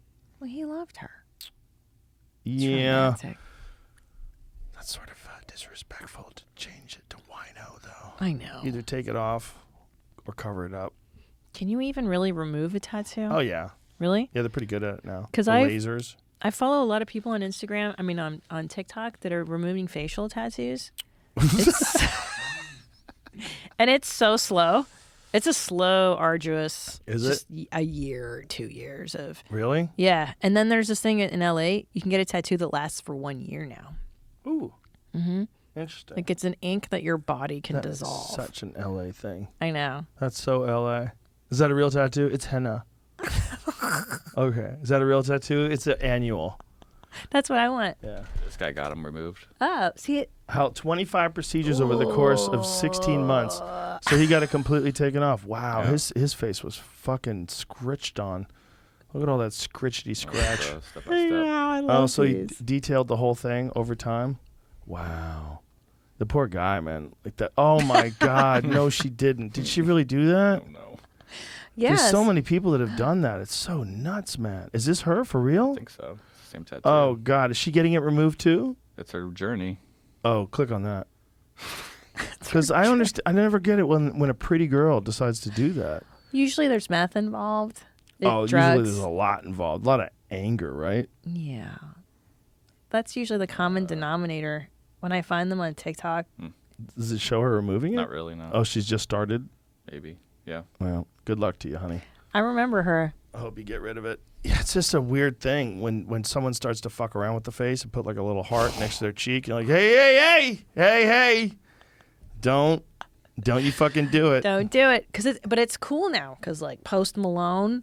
He's isn't got a he- lot of it. He's got a lot. Yeah. Like Tyson, you don't even notice. no. When you're hanging out with Tyson, you're just like, oh my God, it's Mike Tyson. You don't even notice that he has a face tattoo. Because you're so just in You awe. just can't believe it's Mike Tyson. He was You're the hanging out with Mike innovator. Tyson. He was like the first one to do that. Besides like for Maoris and sure. shit. Yeah. Besides them, like the first celebrity face tattoo, I would have to say it's got to be Mike Tyson. That's pretty because he was a gangster. massive celebrity, and he was doing it while he was fighting, and he got that face tattoo, and everybody freaked. I remember that. Yeah, Yeah, they freaked. yeah. I think he was going to do more of his face too, but he decided not to. Yeah, it's a good call. Yeah, It's tough. It's a tough look. it's a good look. I like it. It works for him. You know. Are you gonna get face tats? I'm thinking about it right now. Face tats and heroin. Which one first? Maybe a neck tat, like a lightning bolt. Yo, I kind of like a neck Maybe tat. a wolf. Yo, I like Right, that. right here. I can see. Maybe thunder and lightning on this side. A storm is coming. No, dude, it's an arrow, and you're killing that Oh motherfucker. yeah, I'm killing a wolf on my Yeah, neck. dog. Yeah. I do want knuckle tats. I do like yeah? those. What I think. do you want? Okay, this is the How deal I about made. balls? Balls on each knuckle. BAL. Wait. No, just little balls. Tiny little hairy balls Oh, on each knuckle. I picked my kid up from kindergarten. I'm like, what's up? Hey, what's up, ladies? Yeah. You'd always wear a glove like Michael Jackson. People go, what's going on with her? Well, did the heroin one night. I got balls on my knuckles. I like how they look. What would you Tough. get? Like what kind of? Okay, so here's what I was thinking of. When Tom and I got fuck you money, there's a number in my mind that I would get FUCKYOU and then a dollar sign. Ooh, I like and then, that. Yeah, and I'll be like, they'll be all, why'd you get those knuckle tats? I'm like, because I got fuck you money, bitch. Like, you're just out. You're out. Like, you're just peace out. You're out of the Yeah, you system. can do whatever you want. Yeah, dog. Well, your guys are out now. You're independent. Do you think I don't know if I'm fuck you money out. Yeah, but you're pretty fuck you money compared to most people. Yeah. It's just what you are is the most important part of fuck you money. You're like completely independent from any system. You do whatever you guys want. It's amazing because you are completely self-sustaining with the podcast and your fans. You have an ecosystem going on. Like everything's great. You know, you guys are providing great content and great shows, and everybody loves it, and they share it, and it keeps growing. The thing about like podcasts and stuff like that is like you can tell like some of them just keep growing. Yeah. And some of them do not. Yeah. They just What's the do secret not. sauce? What's the secret sauce? I think people just get bored with people. They Yeah. get tired of the way people treat people, or maybe their approach to life is tiresome. If it's like too one note, Mm-hmm. I think that bothers me. Or some people never really let people in. It's always like kind of a bullshit thing. When you You like, never really emotionally? get to the real you never. Oh yeah. Every admission is just to make other people feel better about them. It's all calculated. It's all insincere. Yeah. People talk about like. There's sometimes people will talk about stuff and you go, man, I'm not buying it with this dude. Yeah. It's like, this does not feel like a person who really either cares about what he's talking about or, Yeah. you know what I mean? Yeah, But like- they're just doing it because they think they're like an actor. Like when Yes. Amber Heard was on trial. Yeah. That was Right? the greatest acting Yes. gig of her life. Right. But it's shit. She's doing terrible. I'd I recast know. her. When you're watching it, it's like, you know what I'm saying? Like it's not Yes. resonating. But with some people will talk and it resonates. You go, that person they're there. This is what they're really thinking about. Yeah. This is what they really believe. Yeah. And I can get behind that. Yeah. She's I think because people can smell bullshit. People smell bullshit way better than we'd like to think. Yeah. We're she's not bullshit. great. We're not 100% at it, but we're pretty fucking good. But then there are people that believe her. So then what the fuck is wrong with that? Crazy bitches. They find each other and like, she's right. Johnny's an asshole. I heard he did a cavity search on her looking for bags of coke in her vagina. That was hot. That was the best one. That was a good one. Yeah. Because that's not the first time she's even hinted about having bags of coke in her vagina. She's probably had him up there before. That's how he knew to look. That's not like I would never check my wife's vagina for bags of coke. I guarantee you she's never had him up there. Never. But that girl, he's like, where's the coke? I know where it is. Is it in her purse? It's in her vagina. I don't even know if it's a true story, but if it was, like, just the fact that she said it, like, what kind of life are you living? There's not a normal, healthy of woman life? out there who's No. going to relate to this. No. A normal, healthy woman who wants a normal, healthy man in her life who's like, hold on, what are you guys doing? He's got his hand in your pussy using you like a goddamn puppet because he's checking for coke bags? Where's the coke, Amber? Where is it? Where's the coke? I can't find it, but I know you took it, and I need coke. I mean, and like, So who would have crazy. thought that this trial would correct his public persona? Image. Yeah, It most image. certainly has. You're like, wait, Most certainly this has. fucking insanity is Yeah. doing him a benefit. I mean, I Yes. would not have taken that risk personally. I'd be like, let's just. I think he knew. I think he knew all you got to do is get her on the stand. And everyone would see. Get her on the stand. Yeah, Yeah. this And chick's he out of her goes fucking first. mind. He goes first. Yo, he 100%. did. He has to go first. And he has to go first because he establishes a base of like, well, he seems normal. He's definitely done some stupid shit. Yeah. He definitely does too much coke and drinks too much and he's full of chaos and everything. But like right now, sober, seems like that's who he really is. Yeah. He seems like a really nice guy. And he talked very slowly. Very slowly. And he has a very weird accent. Yes. I'm not. Yes. What's the accent now? It's bullshit. It's Well, all what is bullshit. this? It's a bullshit is accent. he? Where is he living? Like It's bullshit. in It's bullshit. France or in? I'm living in the world. I'm a citizen of the world. He's an That's actor. it. You got it. You got it. You He's got an it. actor. Wait, do more. Do more. Amber, at one point in time, seemed to have lost the cocaine. I merely looked in her pussy. Because I could see some places where she couldn't. Whatever. And she made a defecation. You know what? This has been really good for people that felt Wild. were jealous about movie stars. Between Yes. Will Smith smacking Chris Rock and Yes. his relationship with Jada being examined, and then this Johnny Depp thing. It's like, oh, that's not fun. Like, that life is not good. Well, because money. Look, It's fame, too. fame is not fantastic. Fame. Here's what fame is great for. Well, hello, Joe Rogan. Welcome to the restaurant. We have a table right for you. That's nice. That's amazing. People are happy to see you. They're always nice to you. It's awesome. Money's great because you don't have to worry about the day-to-dayness. But guess what? Like, you still have to deal with human problems. Like Yes, I always you say have to that deal with relationships too. listen, when I do my special, I was in the makeup chair, and the next I go, yeah, but in 12 hours, I'm going to be wiping asses. Like, this is not, like I'm going to be changing diapers. Right, And yeah. that's life. That's real life. Yeah. But you have that contrast, and I think that's what's really important. And that's one of the things that does happen when you become a parent, is you recognize that you have to take care of these kids, these little beautiful human beings that you're intimately connected to. And it's so much more important than everything else. So everything else, even though you have to focus on it and concentrate on it, you become disciplined and even more ambitious because of it, I think, for a lot of people, it's not as important. No. And so because of that, it like gives you more perspective. The people that their career is everything, it's their only thing and everything, and whether they sell tickets or they become weird and needy. And Let's talk about that. oof. I agree. I agree. I could send you some Instagram stories that you need to follow. Me too. Let's do it. I've got I got a few. Yeah, I got a few too. I know who we're talking about. Some people, I know. Some people went crazy. Yo. But some people got on cable shows, and then they got like a little bit of a following because these cable shows. Cut this out. No. We're gonna know who we're talking. We're fine. about. We're good. Are you sure? Yeah. But it's just a mental illness problem. It comes with a lot of performers. The type of people that seek out being a comic, like that's not a normal person. No, for the we're most narcissists. part. Like there's a hole deep inside of us. We want the validation. Yeah. But then here's what happens: you get successful, and you're like, oh shit, my parents still hate me. Oh shit, guess what? Everything's the same.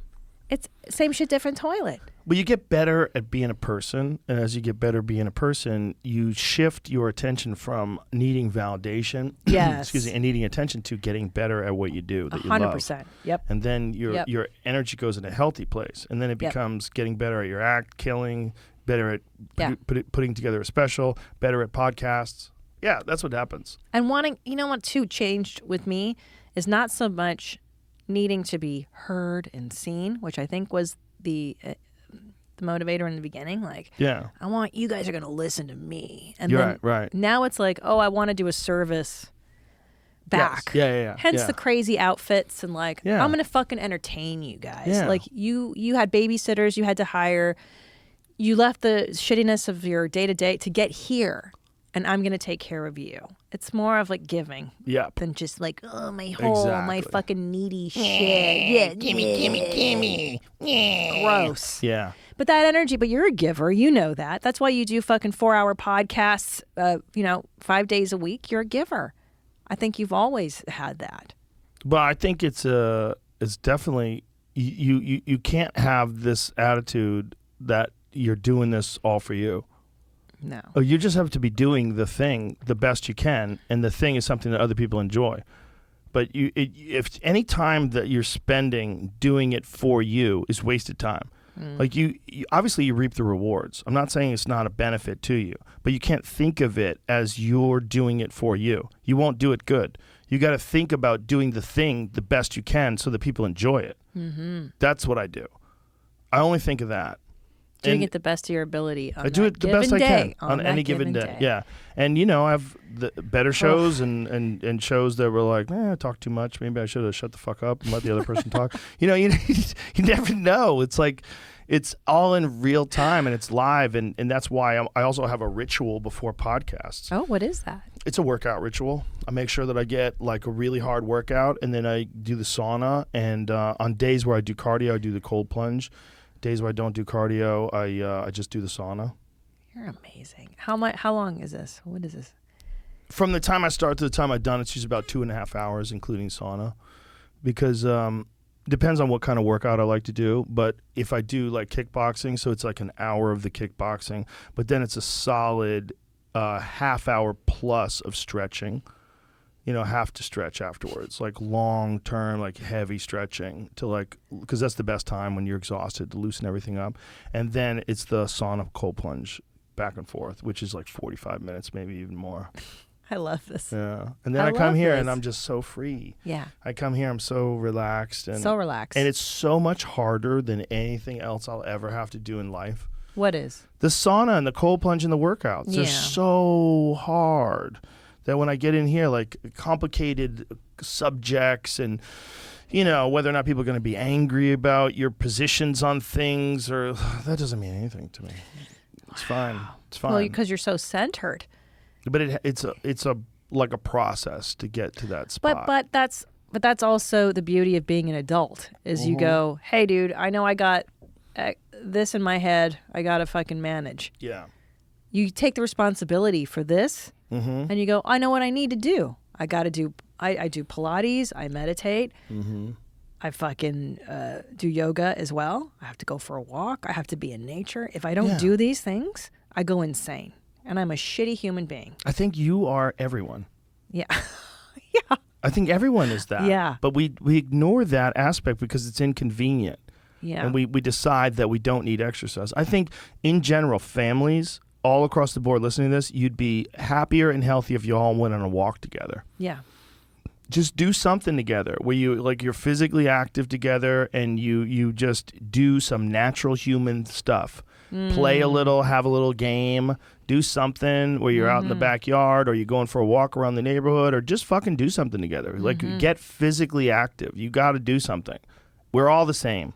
I think I have extreme requirements, but that's also because I built my body into this like thing that needs those things. Well, do you think you have more energy than are you like? Were you always energetic as a kid? I was always energetic. Yeah, I was crazy. Yeah. I was bouncing off the walls. Yeah, my son, my older boy is like that, like just like. And I bet your older boy, if he had bad parents, they'd medicate him.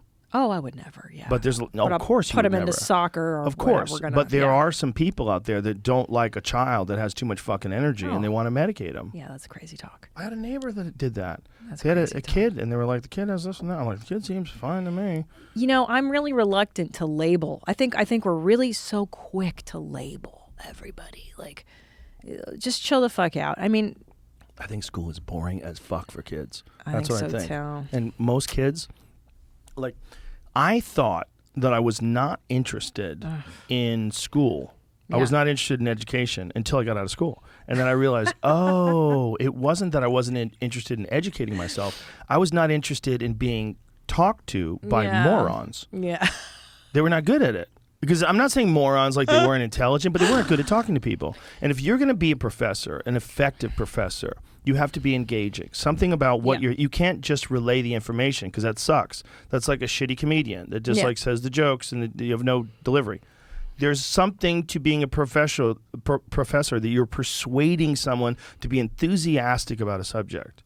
And some people don't have that in them. And if you go to school with and there's a lot of those people out there, unfortunately, and you go to school with them, you're like, boring, boring, boring, get me out. And then one day you stumble upon a YouTube video where some guy is talking about black holes. And he's engaged and he's enthusiastic. Into it. And you're like, oh my God, I give a fuck about black holes. Yeah. Now I want to research black holes. Well, there was a point in college or in high school where I was like, oh, the teacher's just telling me what's in the book.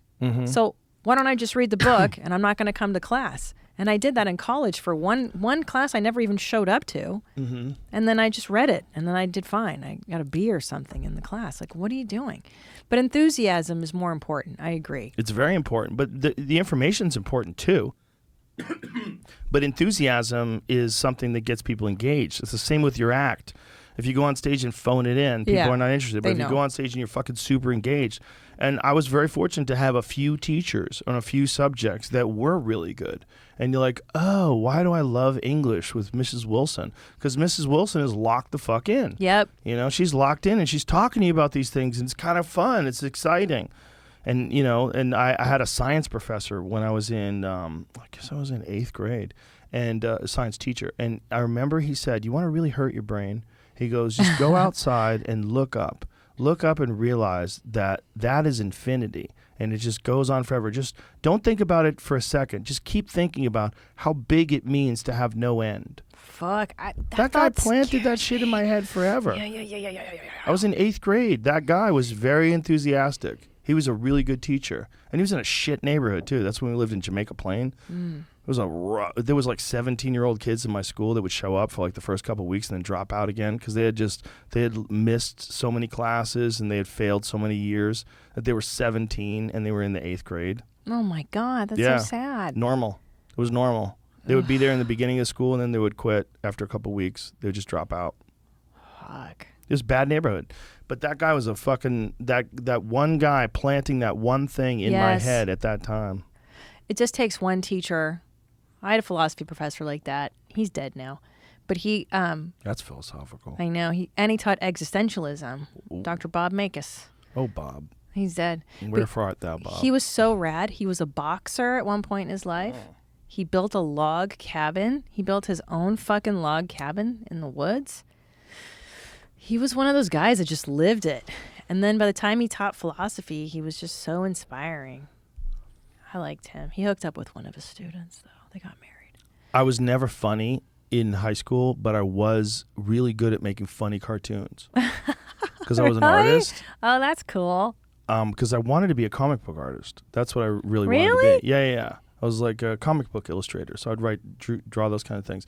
And I had this one teacher that was a Vietnam vet, and he was a little cracked.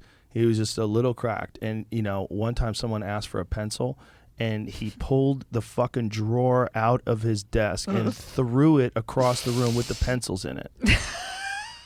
And we were all like, holy shit. And so I would always draw this guy. He was a short guy, shorter than me, and I'm short. And I would always draw this guy standing on a stool. So I always drew cartoons of him, but he was always standing on a stool. And so he said to me once, he goes, "What is that? What do you got there?" I go, I drew a cartoon of you. And he goes, "Oh, he looked at it. He goes, the stool. I got it because I'm short." Great. But he took it like he was laughing. He was laughing. Huge. That's huge. Yeah. I got kicked out of another class because I drew this Spanish teacher without her makeup on. And because she had crazy makeup. She had so much makeup on. So I put her dress with the head of a werewolf. Oh, that's great. I was 15. I thought it was funny. That's great. But Subversive. I got kicked out of that class. I bet. And then there was another lady who was an anthropology teacher, and she was fascinated by all the chimpanzee studies and all these different things that people were doing. That you love. That's your wheelhouse.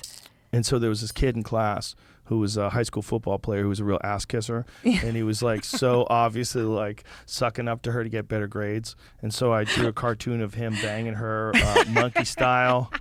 I would get in the class early and I would draw them on the blackboard and then I would pull the screen down so that behind the screen there would be a cartoon. It's amazing. I got kicked out of history for that one. That was Mr. Holman. Mr. Holman did not like my cartoons of him. Yeah, dude. Did you make it through high school? Yeah, barely. I used to have nightmares when I got out of high school that I failed and I had to go back. Because I didn't want to be a high school dropout. Like at the end, I just wanted to get out. Just let me get out. Let me get out. And I got out of high school. And then I went to college I went to UMass Boston. And I went for 3 years. But I only went because I didn't want people thinking I was a loser. That's really, I didn't even, most of the time, I didn't even have a full course load. I was just wasting my time there. I wasn't paying attention. I thought it was something that you had to do. And this is when I was still competing. And then I was doing stand-up. And when I was doing stand-up in the beginning, it was like, God, I'm fucking terrible at it. How could I imagine that I could ever have a career doing this? So I was keeping my options open by still attending college, but it was just a giant waste of time. Yeah, I enjoyed formal education. I think for me, because I studied philosophy and I love to read those books, and I look back at it really fondly because that's the only 4 years of my life, or it's actually 5, I took a year off, where I could really just sit and think and smoke cigarettes and get weird and think about the world, and it taught me how to think clearly. That's important for people. Yeah. I'm worried about that experience today for kids because I worry they'll be ideologically captured. There's so much woke nonsense on colleges these days that I don't think it allows for diversity of thought. I agree. The progressive nature of so many colleges, it's just like a natural inclination that young people have towards, being charitable and kind and doing better than their parents did, and stomping out discrimination, and all those things are like good instincts. Yeah. But those good instincts sometimes prop up really fucking divisive and shitty behavior because you're limiting the way people can approach things. So it's your way, the highway. And maybe someone is smarter than you and they have a different perspective. That's the issue I take with all of this. It's okay. Some of the, like you said, the inclinations are noble. Right. But I think you cannot censor other people. Don't tell me what the fuck to say. And No, you also, can't. maybe listen. Maybe that guy's got a good argument. I think that's what's dangerous in academia, is they're kowtowing to these crybaby weenies that can't take the other side of the argument. Like, what is a safe space? What are you talking about? Trigger warning. It's so stupid. It's also, there's no What? real representation of alternative viewpoints. That's like what's conservative scary. viewpoints in Yep. colleges. Yep. It's a weird thing because I know there's some intelligent conservative people, but it seems like they all go into business. They all go, yeah. You know? Yeah, makes sense. Right? You know what I'm saying? Yeah, They it really does make do. sense. Because the conservative liberals are the ones that want to blame, white privilege and the reason why black people don't hike. Yeah. Whatever it is, some whatever crazy shit that they're involved in grievance studies. That was, I don't know if you ever paid attention to it, but Helen Pluckrose, James Lindsay, and Peter Boghossian out of the University of Portland, is that where they were?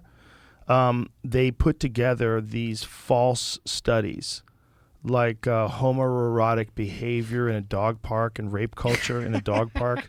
Like, no kidding. Like, they wrote these fake things like, fat bodybuilding was one. They wrote a paper, peer-reviewed paper on fat bodybuilding. It was like reviewed and rewarded. It actually won a prize. Oh my gosh. So they wrote these fake papers to show how ridiculous academic studies are. They're like, a lot of the way you guys are approaching these subjects is beyond parody. So much so that parody is indistinguishable. You can send these parody studies, these parody papers, and people will not just review them, but they will award you for them. That's amazing. So these guys all got in trouble for it. That's amazing. Helen's actually in England, and James Lindsay's been on the podcast a few times, and Peter's been on as well. And they all got, like in fucking deep shit. Peter wound up leaving the university. Oh, wow. And Lindsay has become like sort of an online guy. He's just an online commentator on stage, and I've had him on a bunch of times. He's a brilliant guy. But they were instead of recognizing that there's a real problem with these things, so much so that someone can make a parody and it's indistinguishable. And a really funny parody. Pull up the dog park one because it's so funny. It's so funny. And it's also the way that they reviewed it. They must have been so accepting that they didn't even realize that the amount of time that he said he watched dogs fuck at a dog park is physically impossible. Wait, and here's my favorite is that they integrated these words like queer performity. Yes. It's just so great. Look what it says. Expression of concern. Human reactions to rape culture and queer performity at urban dog parks in Portland, Oregon. It's fucking amazing. So they studied this, and they said that they put in, I think they said they put in an impossible amount of time. Like, you would have to be there every day for 10 years. And they yeah, good. Amazing paper. Queer performity. Like, what the fuck? What the fuck did you just say? What is queer performity? What's queer performity? I don't know. It sounds At like a dog park? It's a buzzword. Like, it sounds like inclusivity, performative aspect. So they're not queer. They're dog rapists. They're dog rapists.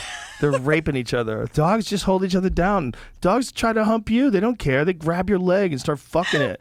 Dog rapist is fucking amazing. I mean, they all just pile on each other. It's horrible. You see those little dogs that are trying to get away? My dog used to get raped a lot at the park. FIFO. He was a rescue. He didn't have good instincts. But he was a fucking idiot. Yeah. But so when I studied philosophy in school, we started with like the Greeks. And then you go into modernity and you learn the Enlightenment. And then at the very end of I went to a USF, so it's a Jesuit college. So it's very steeped in like traditional, whatever, colonial ideas, whatever. The male white colonial tradition, the evil male white colonialism. Yeah. But all very logical, very rational. I learned about logic and how syllogisms work and Venn diagrams. And then at the very end of my education in the last year, we learned postmodernism. And it was all about this stuff. Like, there's no meta-narrative. There's a bunch of little narratives, and everyone has their own experience. And, Jacques Derrida were writing in the margins of the book. And I remember my professors being like, okay, so here's postmodernism. It's a little fucking nutty. It's not going to take off. It's the fucking stupidest thing you've ever read. But we have to let you know about the stuff before we let you go. And it was an afterthought to my education. Cut to 20 years later. And it's the dominant way of thinking. Wild. And it's so illogical to somebody who's learned proper logic and Western philosophy. And you're like, wait, this is the stuff I was told is complete horseshit. Yeah. And now it's like we're in the upside down, and there's no men and there's no women, and dogs are rapists and blah, blah, blah. Like, What do you think caused that? What do you think caused that to take over? I think it became sexy. I think a lot of these postmodern thinkers became public icons, like your Derridas and your, I love this guy, Baudrillard. He was very cool. The French. I think it became sexy to know these buzzwords. It became cool. So you teach kids something cool, and then they run with it, and then it takes off. They like forming good sentences that sound intelligent. It's very satisfying. I know. Like I was watching this girl on TikTok describe how going on a diet is fat phobic, and let me break that down for you. Sure. And she breaks it down. Yeah. And like, but you know, she's saying it like in this kind of like condescending but educational way. Big Let me words. break that down for you. This is why going on a diet is fat phobic. And she's explaining how like you should just exist. Like you shouldn't go on a diet, because if you go on a diet, you're giving into fat phobia. Like, no, you're not trying to be healthy. Yeah. Like ignoring the science of health, but enforcing the ideological dominant principles of wokeness. Male patriarchal Yes. archetype that tells you that Yes. you're fat and anything. Yes. Yeah. I love it when they whose string all fault those is words it? together. Me too. It's just gobbledygook. It's It's the just best. nonsense. It's blah, blah, blah, blah, blah. My favorite is like, I'm non-binary. My pronouns are fairy weathered. I'm also a da da da da da, and I identify. pansexual. Yeah. I'm pansexual and non-binary. Wee. Must really? be fun. Nobody You cares. get to coast. You get to be in the LBGT community with little to no, like, no effort. You don't have to blow anybody, right?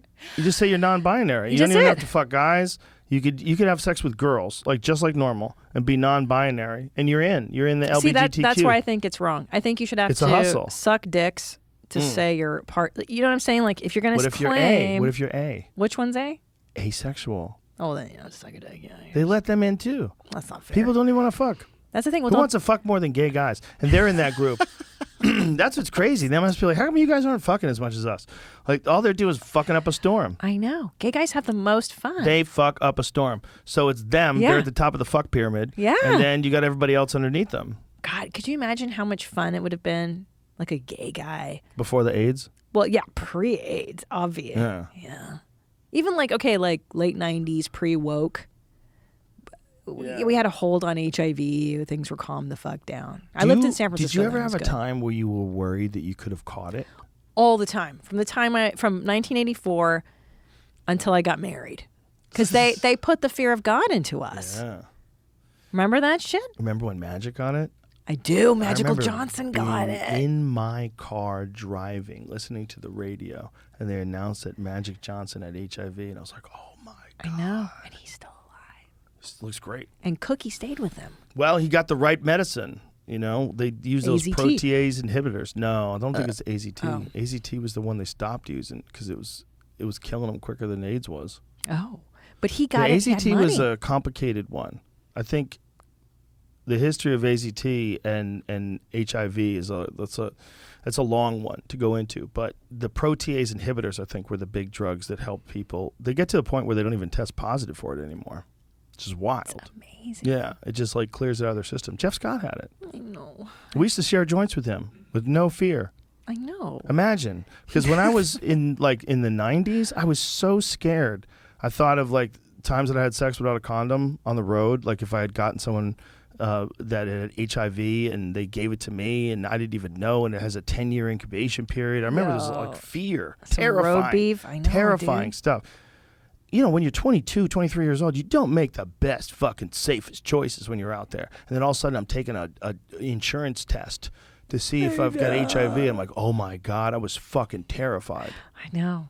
Because when I was 23 or 24, like you thought everybody was going to die of it. I know. That was the thing. We were like waiting for the shoe to drop because it was that 10-year incubation period that they scared you with. Yep.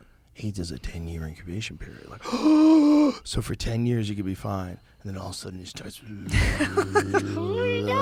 AIDS. Well, I remember in the beginning, they thought you could get AIDS from cat saliva. And my mother was like, don't pet cats because the saliva gives you AIDS. Do you remember about mosquito scare? Yes, I do remember the mosquito scare. Mosquitoes could give you AIDS. Mosquitoes might give you AIDS. Oh my God. Everybody was scared. I remember when Tom and I did South Africa like a decade ago.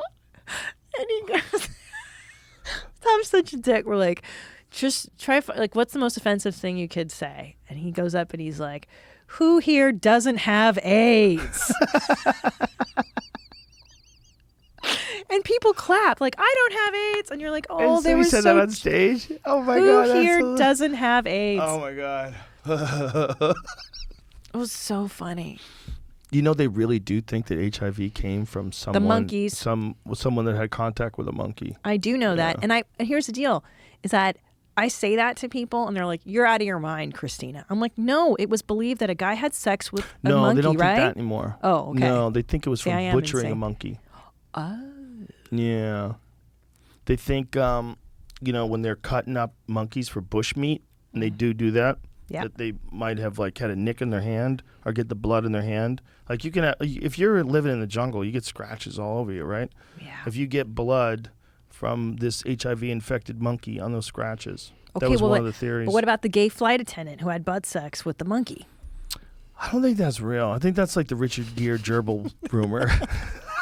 It's probably, or the Rod Stewart stomach pump rumor. Yeah, I had all the Remember cum. that one? Yeah. You get stomach. There's so much cum in his Can you imagine how much you have to hate somebody to spread that rumor? And then you got to go on the radio again.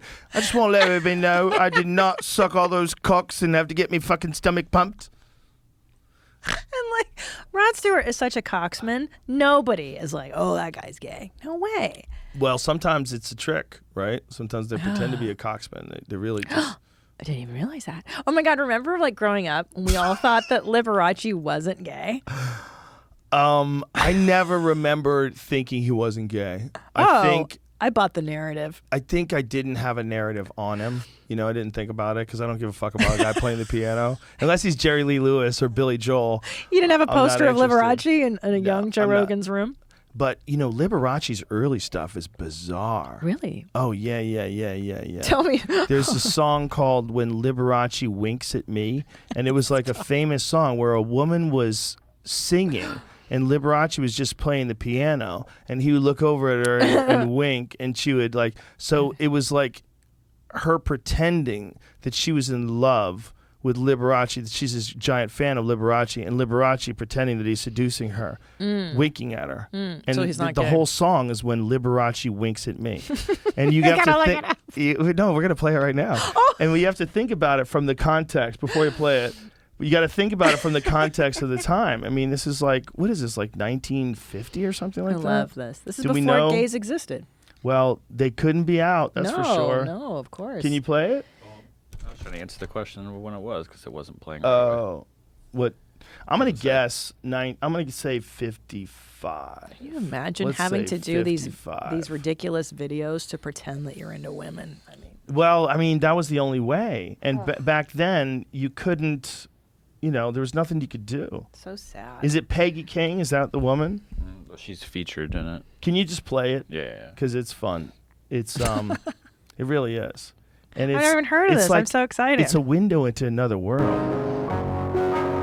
So he's on TV playing piano, and she's sitting alone in her drab apartment, bored out of her fucking mind, and he's playing piano. Oh. He winked. Stop, pause. There's got to be a better version of it. This is terrible. It sounds like shit. Look how There's another version I've heard that sounds pretty clear. look how beautiful people were back then. Even with her cigarette. Yeah, she was so Sitting beautiful. there smoking that dirty cigarette. I know. I loved her, and her hair rolled up, and Yeah. just so elegant. Do we have another version that sounds fucked, right? Didn't it sound fucked to you? Yeah, but I had no Little way warbled. to know that. Yeah. That sounds like shit too. All right, let's just play it. We're dragging it out too long. But when you watch it, you got to think about this like 1950s whatever it was scene when we can look at it. Look at her cigarette. Totally normal to have a cigarette back then. I know, I Pregnant miss women. that. Pregnant women. My mom smoked when she had Drinking, me. of course. Yeah. Low birth weight was good. Yeah. Look at her. She actually kind of has a LBGT hairstyle going, doesn't she? Look at her.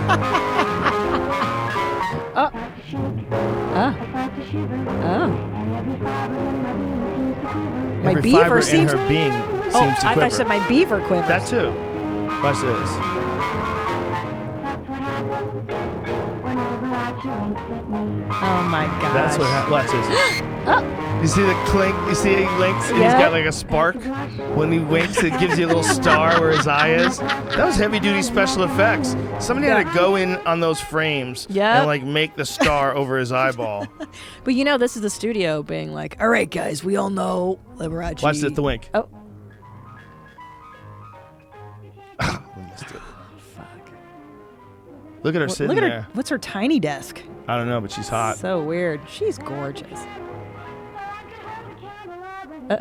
When was this again? I don't know, man. I'm just taking a guess. I mean, it looks like the 50s or. I think it's 60s, well, it's but- black and white, which was when did But also, color like, TV started? what Is it was 60s? this? Because they didn't have music videos. You know, it wasn't a music Probably a video. television show. It was probably a television show. I don't know. It said Peggy Lee, right? This is Peggy Lee. Isn't that what they said? Oh, yeah. Yeah. She's Peggy Peggy Lee. King. Oh, Peggy King. Is that what it says? Yeah. Oh. Not Libby something. This is so because you know this is a PR move of like, hey, That- we know that Liberace's into guys. We have to completely shift that so no one gets a whiff. That is, of course. Could be. Yeah, for It, sure. it could His record also guys knew. just be like that's the kind of music they made back then. Ba-da, ba-da-da. Yeah, I don't think that was like. Da-da-da-da. Even if you told people, like if Liberace butt fucked a gymnasium full of football players, it doesn't, like, who are they going to tell? Go ahead, tell anybody. You know, there's like NBC, CBS, and ABC, and that's where Liberace lives. You spread your rumor. He's out there with fucking giant sequins tell 'em. on, Go tell banging 'em. guys. Did you see the movie with Matt Damon? Amazing. Wait. Amazing. Amazing. So Amazing. my- Kirk Douglas as Liberace. so good. Amazing. There's a few parts of my favorite. The favorite is when he gets so much surgery that he can't sleep with his eyes closed. Yes. And then number 2, when he makes his lover Matt Damon look like a younger version of Yes. him. He made him get a chin implant. Yeah. Is that true? Yes. Yes, it's real. Oh, I went down a rabbit hole. Joey Diaz had one of the Oh, best you bits did? ever about that documentary. It's a fucking amazing There's bit. no real Yeah, he just FA words well, he just again. he keeps I love when he says just that bit. I wish I could remember all the parts of the bit, but the point is like that all happened. That was real. Oh yeah, Wait, he but really Joe- did get that guy to do that. Could you imagine fucking? You're like, I want to fuck a younger version of me. How narcissistic. I mean, do people masturbate into the mirror like American Psycho? I bet Remember? Liberace's jacked one off in front of a mirror before. Wild. Yes, wild. Wait, that's so weird. See if you can find the actual guy's face from behind the candelabra. That's what it Liberace's is. lover who got plastic surgery. Because Is that him? yeah, that's Or him. is that a wax figure? No, I think that's him. But there's as time went on, he got more and more surgery. Like he got his chin done to look like a Stop. Liberace. Stop. Yeah, wild. Liberace's there with a fucking penis pump, just sending it home every day. I want to He died in '88, huh? Yes. Wow, he got out just in time. I remember when he died. My mother was devastated, and she was so surprised that he was gay. I'm like, oh, look at the doctor. Rob, Rob, Rob Lowe was the doctor.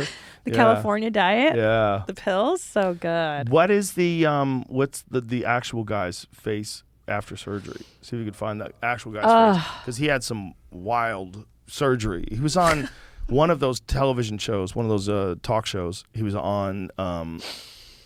They were talking to him about the film and was this accurate? Was this really what Liberace was like? And he's like telling a story, and you're looking at his face, and you're just like, fucking yikes.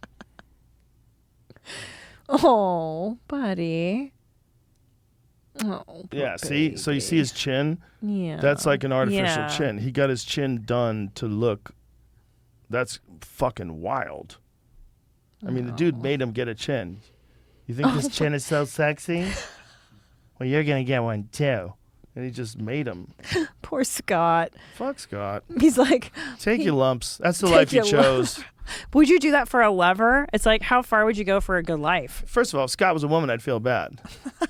Oh, but he's a guy. It's Fuck a guy. Fuck you. See, why do we think Scott. fuck the guy? Well, That makes me sad. Well, it's just how it works. I know, but listen, I have tremendous. Here's the deal. My husband's out doing all the work right now. Right? He's out doing arenas. He's in a different city every night. I get to stay home and sleep in our bed. It's great. Who won? You know what I'm saying? Like, really? Are you in competition with each other? What the fuck are you saying? No, I'm saying it's societally. Oh, well, there's not a, you're winning if you enjoy your life. No, I know, You but I clearly enjoy feel your bad life, for and him. he clearly enjoys his life. Yeah, but he chose to do this wacky tour. I know. And It'll I be feel over, sad for and he'll him. never do it again. But I hate that men, you know what makes me sad is that men die early. I think I heard on your podcast a million years ago, like their brains atrophy and they get like, Trying to make me feel bad? it's all your fault. And it's Joe Rogan's fault. And Yeah. They well, die early you're from very sympathetic stress. to men, but women have a lot of fucking I problems know. too. We all do. Everyone's got it. Humans, Yeah. we have to do a lot better taking care of ourselves, Christina. You're right. We need to exercise. We do. And our minds too. I know. All the above. And don't eat the phthalates. You're going to get those no matter what. Don't microwave stuff with plastic on it. Not good. That shit's in your body for sure. That shit's in your body. Yeah, what do you got there? What's that? Oh. There's a recent study they were just doing. They've been able to detect microplastics in the blood for the first time. Oh, fuck in people's me. blood, and everybody's got them. They say you have so much microplastics that I think it's every week. It might be every day. You eat a credit card. What? Yeah. No. No, it's not a year. I think it's more than a year. It was weird. It was a weird number. You might be right. Fuck, what do I have to do? I have to grow my own I want food? to feel like I want to say it was like a month. I want to say it was like a credit card a month. Oh, it is every week. Every week? Yeah, see, it's not a year. It's a credit card every week. 5 grams of plastic. Imagine that. So a How? credit card. I know it sounds, when you were saying it, I was like, he's probably right. It's probably a year. And I exaggerated. And then I'm like, no, I don't think so. That's how nuts it is. It's so nuts that knowing it's true doesn't help me. I still can't imagine I'm really eating a credit card worth of what am I eating plastic in it? every week. Is it the plastic It's bottles? in everything. It's little microplastics, and they slowly accumulate. Yeah, it's in drinking water. Everything. Except- Shellfish, beer. I mean, it's Milk. fucking nuts. It's in everything. So these microplastics we've infested the world with microplastics. Cool. And that's phthalates. That's where the phthalates are coming from. That's where all this, like, a lot of this gender bender shit is coming from, too. I remember that lady. Yeah. Do you know what's so funny about the Look at gender that. stuff, by the way? 5 grams of plastic per week, the equivalent of one Oh, credit card. fuck. Don't tell me that. Like, all my old school gay friends, like people my age that I've grown up with, I'll be like, what do you think about this whole gender stuff? And they're like, it's fucking bullshit. You know, like, my older gay dude friends are like, nah, I don't buy it. I'm not into it. That's crazy. And I'm like, well, I trust you. But I don't know. Maybe it's just a way to, like, be different, you know? My favorite was when Caitlyn Jenner didn't believe in gay marriage. I was like, that She is didn't? hardy ha ha ha. That was hardy ha ha ha. Ha ha. She's changed her tune since. Yeah. She believes in it now. Good for but her. I think she was a kind of staunch Republican at one point. I think maybe still She's is. still, she's still Republican. She's hilarious. I follow her on Instagram. It's like when Kanye has the MAGA hat on. No one knows what to do. I don't know what to do. The world's topsy-turvy. No, do you think the world, every generation thinks the world is ending? Are we just aware of it more now? No, things are happening. There's things that are happening that could set in motion actions that could change civilization forever. There's a lot of those things. There's evidence of real corruption that's ignored. There's real threats of war, including nuclear war with Russia. There's real threats of some sort of a cyber war with China. Like, there's weird environmental problems that some people tell you don't have to worry about, and other people tell you they're going to kill everybody. You know, there's a lot going on now. And then on top of that, you have natural disasters. I mean, there's every 600,000 to 800,000 years, Yellowstone blows. And when it blows, it's a continent killer. It's a continent killer. It's going to wipe out almost everything on this continent. And the last time it blew was 600,000 years ago. And they have hundreds of earthquakes there, hundreds, thousands even in a year. I think they said they have hundreds of earthquakes every month. Like that's how many earthquakes they have at Yellowstone. The ground is constantly rumbling. There's geysers you can time because there's so much volcanic activity that the water shoots up at the specific amount. These increments. Old Faithful. I've seen that in cartoons. I've been to Old Faithful. Yeah? That's fucking boiling water shooting out from wild. underneath the earth. But that's a volcano. You know, they didn't even know about that until they flew satellites over it. Really? Yeah, they flew satellites over it and they realized it was a caldera, which is what's left is like the enormous crater of a volcano that was, I want to say it was like 300 kilometers wide.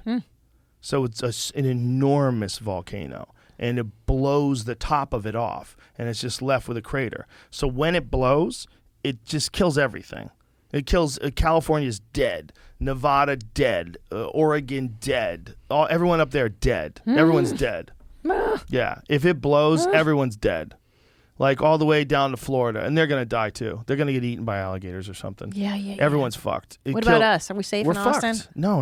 Shit, If that thing goes, nobody lives. You literally have to be living on New Zealand with some sort of a supply of food. Like it's those kind of things. They don't just kill people. They send the planet into nuclear winter. So they stop all the sunlight from coming in, so the temperatures drop, and then food doesn't grow, and you have massive famines, and it takes years for the shit to come out of the sky. You know what's crazy, bro? Is how fragile all this is. Super fragile. I think about, and especially because I watched when Elon, when he's on here, and he's like, we're going to go to space because we have to go to the next thing because Earth will be, it's fragile. It's fragile. It's really fragile. And I think even with the pandy, you realize like, oh, government's not going to take care of anything. Like, yeah. You call it the pandy too. Didn't that's Hotep Jesus call it the Santino. pandy? Call it the demi. The demi, that's right. Hotep called it the demi yesterday. Yeah, you realize how ridiculous, how tenuous this all is, society and like, oh, I trusted the government more before this pandemic, and I'm like, oh, this is bad. I'm not gonna trust anybody. Yeah. I'm gonna move to Texas and buy some guns and buy some land. I'm getting off. I'm done. I didn't think about whether I had to trust the governor. Right. But they didn't have that kind of power over your life. Right. And then when all of a sudden they did, you're like, what? And then you realize when you hear that Eric Garcetti guy talk on TV, you're like, oh my God, you're a moron. You're the mayor, rather? Oh my God. And you're full of shit. You said you took a photo with your mask so you held your breath. Shut the fuck up. Yeah, you'd like to think that people in those positions are smarter than us, or just like superior people, and they're not. They're just dipshits like us. Some of them are great, and some of them are only doing that job because most smart people don't want it. Yeah. Like if you had all the people that are working as CEOs and engineers and all these like really brilliant people, if they wanted to be president, they'd have a far better argument than most of these dullards, most of these fucking weirdos. There's a political class of people in this country that are basically bad actors. That's so They're true. like fucking weirdos. They're weirdos with like fake stances on things, and they have these weird outbursts on Twitter, and they're just fucking strange people, man. And they're out there and they're running at least part of how the cultural conversation takes place. I know. Could you imagine They're being so weird. president or like wanting to be? Oh. What a nightmare. Oh, or What a be Speaker of the fucking House. You remember What a when Chuck gig. Schumer and Nancy Pelosi got on their one knee for George Floyd with African garb on? That's who those people are. And it turned out that the pattern that they used was from a tribe that was particularly invested in the slaving industry.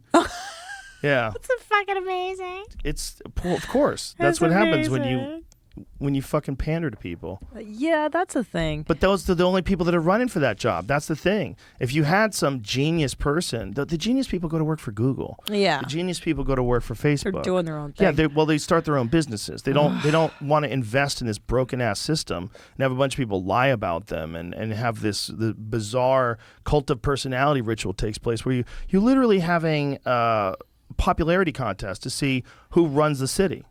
I know, it's so stupid. And then who was I listening? I forget where I read this. That 51% is a landslide. Landslide. So half half of humanity hates you, and then 51% have to like you. Yeah. It's just it's bananas. And no matter who wins, if it's a Republican, they're going to take away our rights. They're going to take away this and take away our abortion. Oh, it's if a Democrat wins, they're going to tax us and they're going to let the illegal aliens in. They're going to ruin our economy. The jobs are going to go away, and it's so exhausting. But I love it here. I love it here so much better. I do too. This is a great middle ground because it's a very progressive, open-minded city, but it's surrounded by guns. Mm-hmm. And I kind of like them now. And I grew up very, very, very Angelino, and I didn't realize what a bubble it was culturally. Not that I still fucking mad respect for 818, always. But like 818 till I die. Always, bro. Always. Like, I love LA.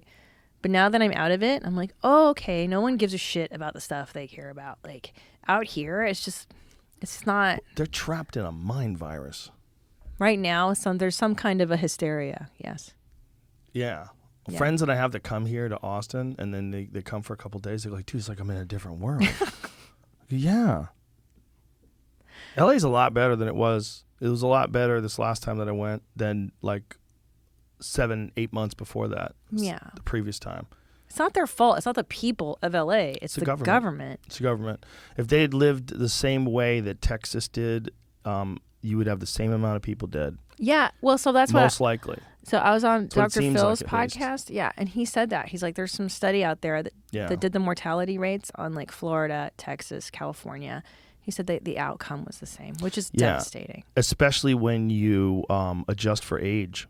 You know, they were trying to say that Florida had more deaths, but you have to adjust for age because Florida's age is relatively high. A lot of retirees go there.